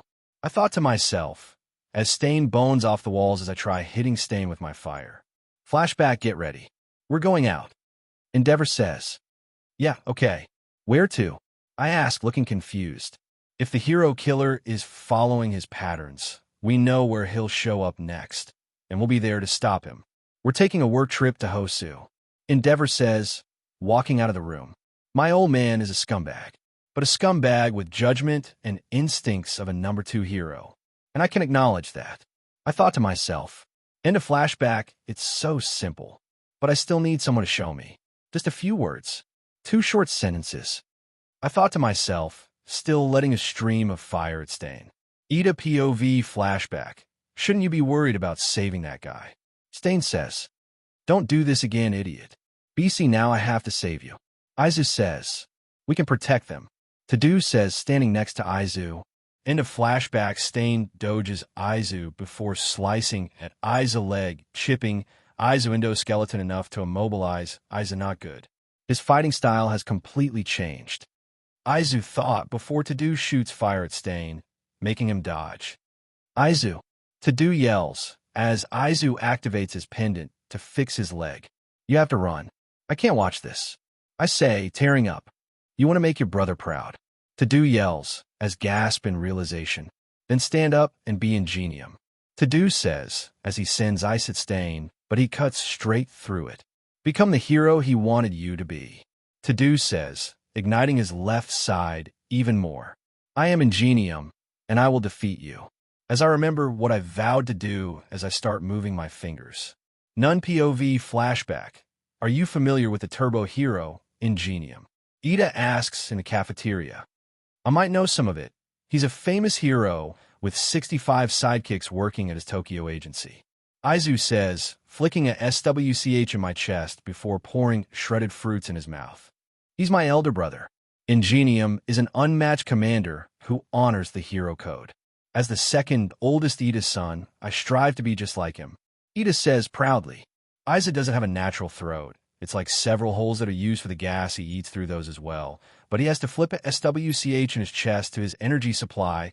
It doesn't have a stomach, but the food he eats with a tank where his stomach should be that turns that food into energy. The last organs he should have is a heart, lungs, and brain. Thanks for your time. Now back to the story. In a flashback, Ida stand up and be ingenium. To-do says as he attacks with his ice, but Stain easily cuts through his ice. Become the hero he wanted you to be. To-do says, lighting his left side aflame. I am ingenium, and I will defeat you. That I promise. Can I call myself a hero? My friends are protecting me. They're bleeding for me. Ida thought to himself, as I looked at the hero I could have saved. Shouldn't you be worried about saving that guy? The words of Stain goes through my mind. I shoot fire at Stain, but he jumps out of the way. Stain the hero killer. I took my brother's name so that I could teach this villain a lesson. But I was so consumed with revenge that I forgot about what really matters. I was too focused on myself to help anyone else. Ida thought to himself as he cried. Flashback, you want to be a hero too, Tenya. Tensei says. Yes, like you, a cool one. Young Ida says, moving his arm like a robot. With robot arms. Tensei says, there's something I wanted to ask you, big brother. What drives you? Why did you choose to become a pro hero in the first place? Ida asks. Well, our grandfather and parents were all heroes. So everyone kind of expected I would be on, too. Staying in the family business and all that. Plus, it makes sense to me. I think the coolest people in the world are those who do things for others. I wanted to be the kind of guy who helps people in trouble. Tensei says, putting up his armor. Then why not work as a police officer or something? Ida says bluntly, aren't you listening to me? Think of what I'm saying. You take things at face value a little too much. But you're a hard worker and definitely smarter and more athletic than me back when I was a kid. Wait a second. That's my secret. Knowing you look up to me makes me better. I have to be sure I make you proud. Tensei says, laughing. Ida POV end of flashback. Both of you are nothing but fakes. Stain says, you spoke the truth, hero killer. I thought to myself, as To-do shoots fire at Stain, but he dodges. Watch your right. Aizu warns, as his pendant is still trying to repair his leg. These two are different from me. I'm immature. I can't hold a candle to them. But still, I thought to myself, as I slowly clench my fist, Stain maneuvers through To-do's ice before dodging To-do's fire. Ice and fire. Stain thought. Just try and dodge this, villain. To-do thought to himself, before creating more ice. Hasn't anyone ever told you rely on your quirk too much? Makes you a careless fighter. Stain says, as he goes to cut off To-do's arm. Todoroki. Aizu yells, trying to get up, but falls to the ground again. But Aizu then notices something in the corner of his eye. If I don't stand up right now, I'll never be as good as them. I'll never live up to my brother's name. I thought, as I'm slowly charging my quirk. DM in it. My quirk timed out. Stain thought. Recipro burst. I yell before speeding up to To-do, and Stain with a swift kick I slap Stain's sword followed by another kick to Stain. He's fast. Stain says, good job, idiot. Aizu says, you're free, too. Guess his quirk isn't as great as I thought it was. To-do says, Todoroki, Aizu, this has nothing to do with you. I apologize. I say, as I feel Aizu glaring at me to shut up. I'm okay. and I won't let the two of you shed any more BLD for me. I say, it's no use trying to pretend you're a hero now. A person's true nature doesn't change in just a few minutes. You'll never be anything but a fraud who prioritizes his own desires. You're the sickness that infects society and ruined the name hero. Someone must teach you a lesson. Stain says, as Aizu digs his claws into the ground, irritated, thinking he can judge anyone. You're a fundamentalist lunatic. Ida, don't listen to this murderer's nonsense. Tadu says, no, he's completely correct. I have no right to call myself a hero at all. Even so, there's no way I can back down. If I give up now, then the name Ingenium will die. I say, as BLD drips down my arm. Pathetic. Stain says, going to charge at me. Tadu gets in front of me, using his fire. Idiots. The hero killer is only after me and that kid in the white armor. Stop fighting back. Just get out of here. Pro-hero native says, begging on the ground. I don't think he'd let me run, even if I wanted to. Something clearly changed in him just now. He seems rattled. Tadu says, Stain is standing on his sword embedded in the wall. As he jumps away, Tadu then sends a wave of ice at him. His quirk alone isn't especially powerful. The issue of BLD type makes it unpredictable and it doesn't last long. Plus, he has to get in close if he wants to use it. It must be difficult for him to take on multiple opponents at once. He's desperate, trying to kill Ida and this other hero before the pros show up. Such tenacity. Tadu thought to himself, as Aizu's pendant was finishing up fixing his leg. I try to use my quirk, but it's not working. CRP. My engines are shot. Did I break the radiator with a kick? Hey, Todoroki, can you regulate your temperatures? I asked Tadu. Not well with my left, but yes, I can. Tadu says, still trying to keep Stain at bay with his fire. You gotta freeze my leg for me, without plugging the exhaust. I ask. You're in the way. Stain says, throwing knives at Tadu, but I block the knives with my arm. Why won't you stay down? Stain says, before using a bigger knife to pin me to the ground. Ida. Tadu says, stopping his fire to check on me. Just do it, hurry. I ordered. I can finally move. Aizu says, as his pendant goes back around his neck. I gotta concentrate. Aizu thought, the white pupils in his eyes disappearing as he lets his body take control. Tadu, freezing around my leg. I grab the knife off my arm with my mouth. Thank you, Todoroki. I will fight with or without my arms. Recipro extend. I say, using my quirk at full strength as I bound off the ground and toward Stain who's falling. Aizu bounds off the ground, shattering the ice under his paws faster than me as he makes it to Stain, ready to slam his back paw into the back of Stain's head. If we just use our legs, that's all I need to beat this guy. Me and Aizu think at the same time as Aizu bashes his back paw into the back of Stain's head, followed by me kicking Stain in the back. Gran Torino POV as a nomu goes to punch me. I propel off the ground above it. He's fast, but not faster than me. I say, as the nomu continues after the civilians. Stop it, you stupid beast. I yell as I propel towards the nomu, but before I could make it fire his shot at the nomu engulfing it, I stop myself. Thanks, old-timer. I'm afraid I don't know you, but I can handle this from here on out. Pro-hero Endeavor says, walking up. Whoa, look, Civilian 1 says, surprised. Why is he in Hosu? Citizen 2 says, it's because I'm a hero. Endeavor says, before the fire on the nomu goes out, leaving burns. That was only a low-temperature warning shot. But, still, it always KOs my opponent. Endeavor thought, before I notice something. Something's not right. This guy is dash. I say before a wave fire bursts off the nomu, I manage to dodge, but Endeavor casually controls the fire to go around him. Your quirk's absorption and release, but you still took damage from my flames, didn't you? Not a very impressive power. Endeavor says, as the nomu's body starts growing muscles. What's he doing? Watch it, Todoroki. I think this guy's got multiple quirks. I say, as the nomu's muscles stop growing before bouncing off the ground. I see. So that's how it is. Endeavor says, as I land before looking around. Those two bystanders got away, right? Good. I say, as Endeavor lifts his hand, the nomu opens its mouth and weird tentacles, but I bounce off the ground, kicking the tentacles before propelling mid-air towards the nomu, smashing him into the ground with a swift double kick. Didn't mean to damage the road. I might be more out of practice than I thought. I say, huh, nice work. You're not bad, old man.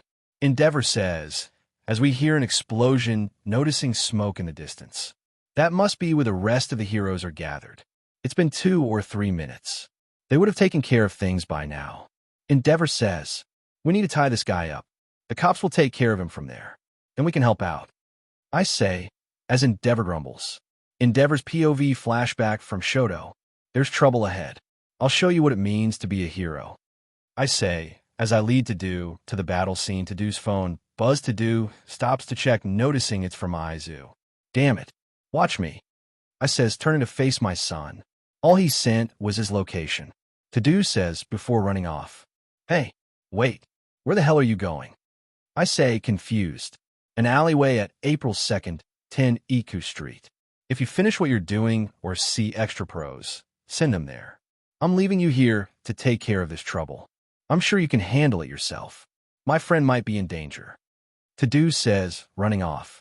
Shoto, I say, surprised. Gran Torino POV, end of flashback. Leave him to my sidekicks. They'll make sure the cops take him. There's an address that I need you to investigate for me. I'm Endeavor. I can take care of the rest of this myself. Endeavor says confidently. Aizu POV with Aizu, Ida, and Todoroki go. Guys, Tadu says as me and Ida at the same time as I bash the back of my paw into the back of Stain's head, followed by Ida kicking Stain in the back. They managed to land 2 attacks. My turn. Tadu thought to himself, getting ready to use his fire, but Stain grabs his sword and slashes at Ida's arm. I will defeat you, Stain. BC, you are a criminal. Ida says, don't let him get away. Tadu says, shooting his fire at Stain, as I wrap my tail around him, keeping Stain from moving any further. And I am a hero. Ida says, kicking Stain with great force. I release my tail before Tadu's fire hits Stain, roasting him. Me and Ida start falling, but Tadu makes a slide of ice as we slide down. Me and Ida hit our heads. Luckily for me, I have a metal skull, but Ida not so much. Stand up. Keep fighting. Tadu says before noticing Stain out cold. He's got to have a concussion from my kick to his head, so he's probably knocked out, right? I say, standing up and stretching like a cat. Then, let's restrain him and get him to the street. Maybe we can find some rope. Tadu says as I nod. We should probably take all his weapons, too. I say, as Ida stares in disbelief. POV none at the fight with the nomus. A large nomu goes to punch a Pro 2 ninja. Pros jump up throwing shurikens, but not doing any damage. Everyone attack at once. A bull hero says, charging the nomu, right? All the heroes say, jumping at the nomu, but the nomu smashes the ground, knocking all the pro heroes away and blinding everyone with dust. Damn it. Can't see. Hero 1 says, where is he? Hero 2 says, as the dust clears, the nomu stands behind Hero 1. Watch out. Manuel yells, as the Noma goes to punch Hero 1, but Endeavor punches the Nomu away. Endeavor. A pro says, in surprise as the Nomu stops himself, his arm regenerates. So, you can regenerate. Well, then Endeavor says before charging at the Nomu and grabbing its head. Let's see you come back from this. Endeavor says, using his fire turns blue as the Nomu's head incinerates. The Nomu collapses. Incinerates, cells can't regenerate. Endeavor says, above you. A pro yells as a flying nomu flies off with an unconscious pro. Any hero whose quirk isn't suited for this, go help on Iku Street in District 4, Endeavor says. Another villain. A pro asks, worried. I don't know. Just do it. Endeavor says. Sprinting off after the flying nomu, he throws a fireball, but the noma dodges. He's quick. That's fine. Endeavor thought before jumping up onto the side of a building using his fire. I don't know what to type. Endeavor jumps up to the flying nomu. He creates a fire arrow, throwing it at the noma, hitting its face as the noma drops the unconscious pro. Endeavor catches the pro. You won't get away. Endeavor says. Aizu POV back with Aizu, Ida, and Tadu native. Can you move? I say. Yeah, I think I'm good as new now. Pro hero native says, as I nod before looking over to Ida, and To Do. Huh, we're lucky someone threw this in the dumpster. To Do says, Todoroki, I can drag him from here. Ida says before my tail wraps around Stain, lifting him off the ground. Not with that injury. I say, glaring at Ida before we start walking. I have to apologize. I'm supposed to be a pro, but I was useless back there. Native says as I sigh, don't drag yourself. No one could have faced the hero killer by themselves. Not with that weird quirk. I say, trying to reassure Native. The three of us barely won against him, and even then, it was because of his own mistakes. He was getting riled up and desperate, and forgot about Aizu being able to repair his leg. He wasn't able to block Ida's last reciproburst or Aizu's immense speed and strength. To Do says, as we make it out of the alley, right? Let's get him to the police as fast as we can. Native says, my eyes widen, seeing something I wish I didn't. What are you doing here, boy? Gran Torino says, standing there angry. Gran Torino, I say, before ducking under a kick. I thought I told you to stay on the bullet train. GT says, going to kick me again from behind, but I catch his foot. He smiles before landing back on the ground. Sorry, I had to do something. I say, who's this? To Do asks. Gran Torino, the hero I'm interning with. But how did you find us? I say, moving my paw around to see if it's still functioning after his kick. I was told to come here by someone else. I have no idea what's going on, but I'm glad you're not dead at least. GT says, his hands to his waist still irritated. I'm sorry, I say, before my ears lift, hearing something catching To Do and GT attention. Around the corner, Pro 1 says, running up with some other pros. Endeavor told us there was a request for help here, but 2 kids and a giant cat. Pro 2 says, I hold back the urge to backhand/paw the pro. Those injuries look bad. I'll call an ambulance right away. Pro 3 says, worried. Hey, look. Pro 4 says, is that the hero killer? Pro 5 says, gasping, seeing Stain tied up. I lower Stain to the ground. I'll get the police on the line. Pro 3 says before grabbing his phone. You good, Native? I say, looking around, hearing something, but don't know where it's coming from. I'm fine, just a little dizzy. Native says, holding his head. Only minor injuries. But Ida, To Do says, talking to one of the pro heroes. You're bleeding badly. The ambulance will be here soon. But until then, Pro 3 says, worried as Ida walks over to me and To Do as I still look around from where the noise is coming from. You guys are both hurt because of me. I'm truly sorry. I was just so angry. I couldn't see anything else. Ida says, bowing his head with tears going down his cheeks. I sigh. I'm sorry too. I should have seen your anger sooner. I say, looking away in embarrassment, knowing I don't normally act this way. Hey, pull yourself together. You're the class rep. To Do says as Ida wipes his tears with his working arm. Right? Ida says, all things considered, our fight against the hero killer probably only took about 10 minutes. But for the 3 of us, it felt like we were in that alley forever. I narrate. I turn my head, finally finding the noise. GT notices my shocked expression before seeing a flying nomu coming around the corner. Get down. Me and GT yelled. But it was too late. The nomu grabbed Native with its claws. Native! Everyone yells. It's bleeding. It must be trying to escape. Pro 1 says, some BLD hitting her face. If he takes him too high, I won't be able to reach him with my quirk. GT thought to himself. My ear twitches looking at the hero killer cutting out of the ropes before licking the Nomus BLD off Pro 1's face. The Nomu yells, slowly descending. The word hero has lost all meaning in this society. The world is overrun by fakes and criminals like you who chase petty dreams.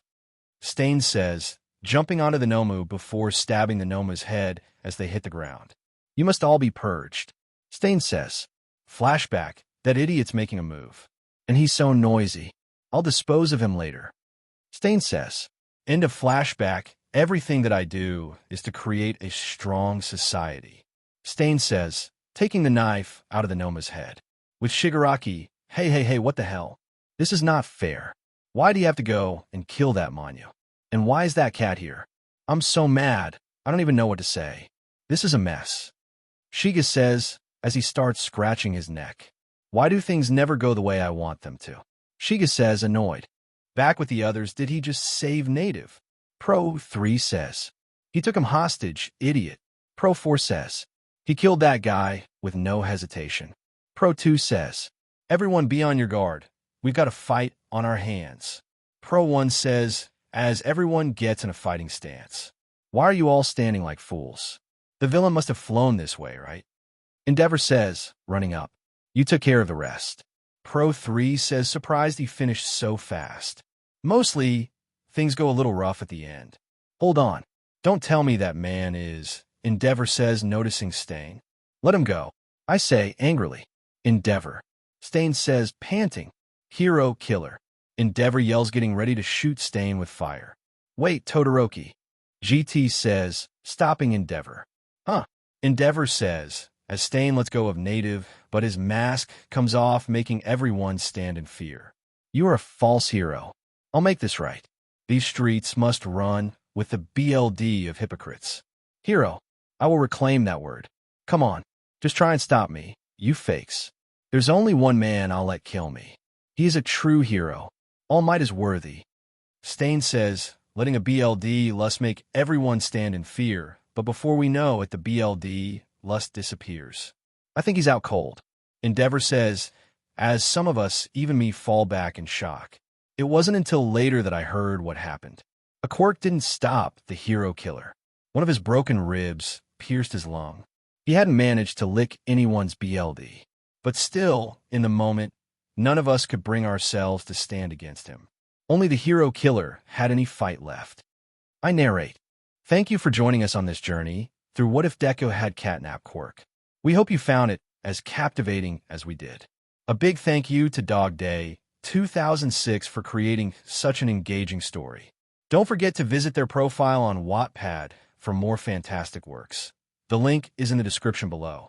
If you enjoyed this video, please give it a thumbs up, share it with your friends, and subscribe to Zenin Fanfics for more intriguing explorations into fanfiction and fantasy. Your support helps us create more content like this, and we love hearing your thoughts and suggestions in the comment section. See you soon in the next video.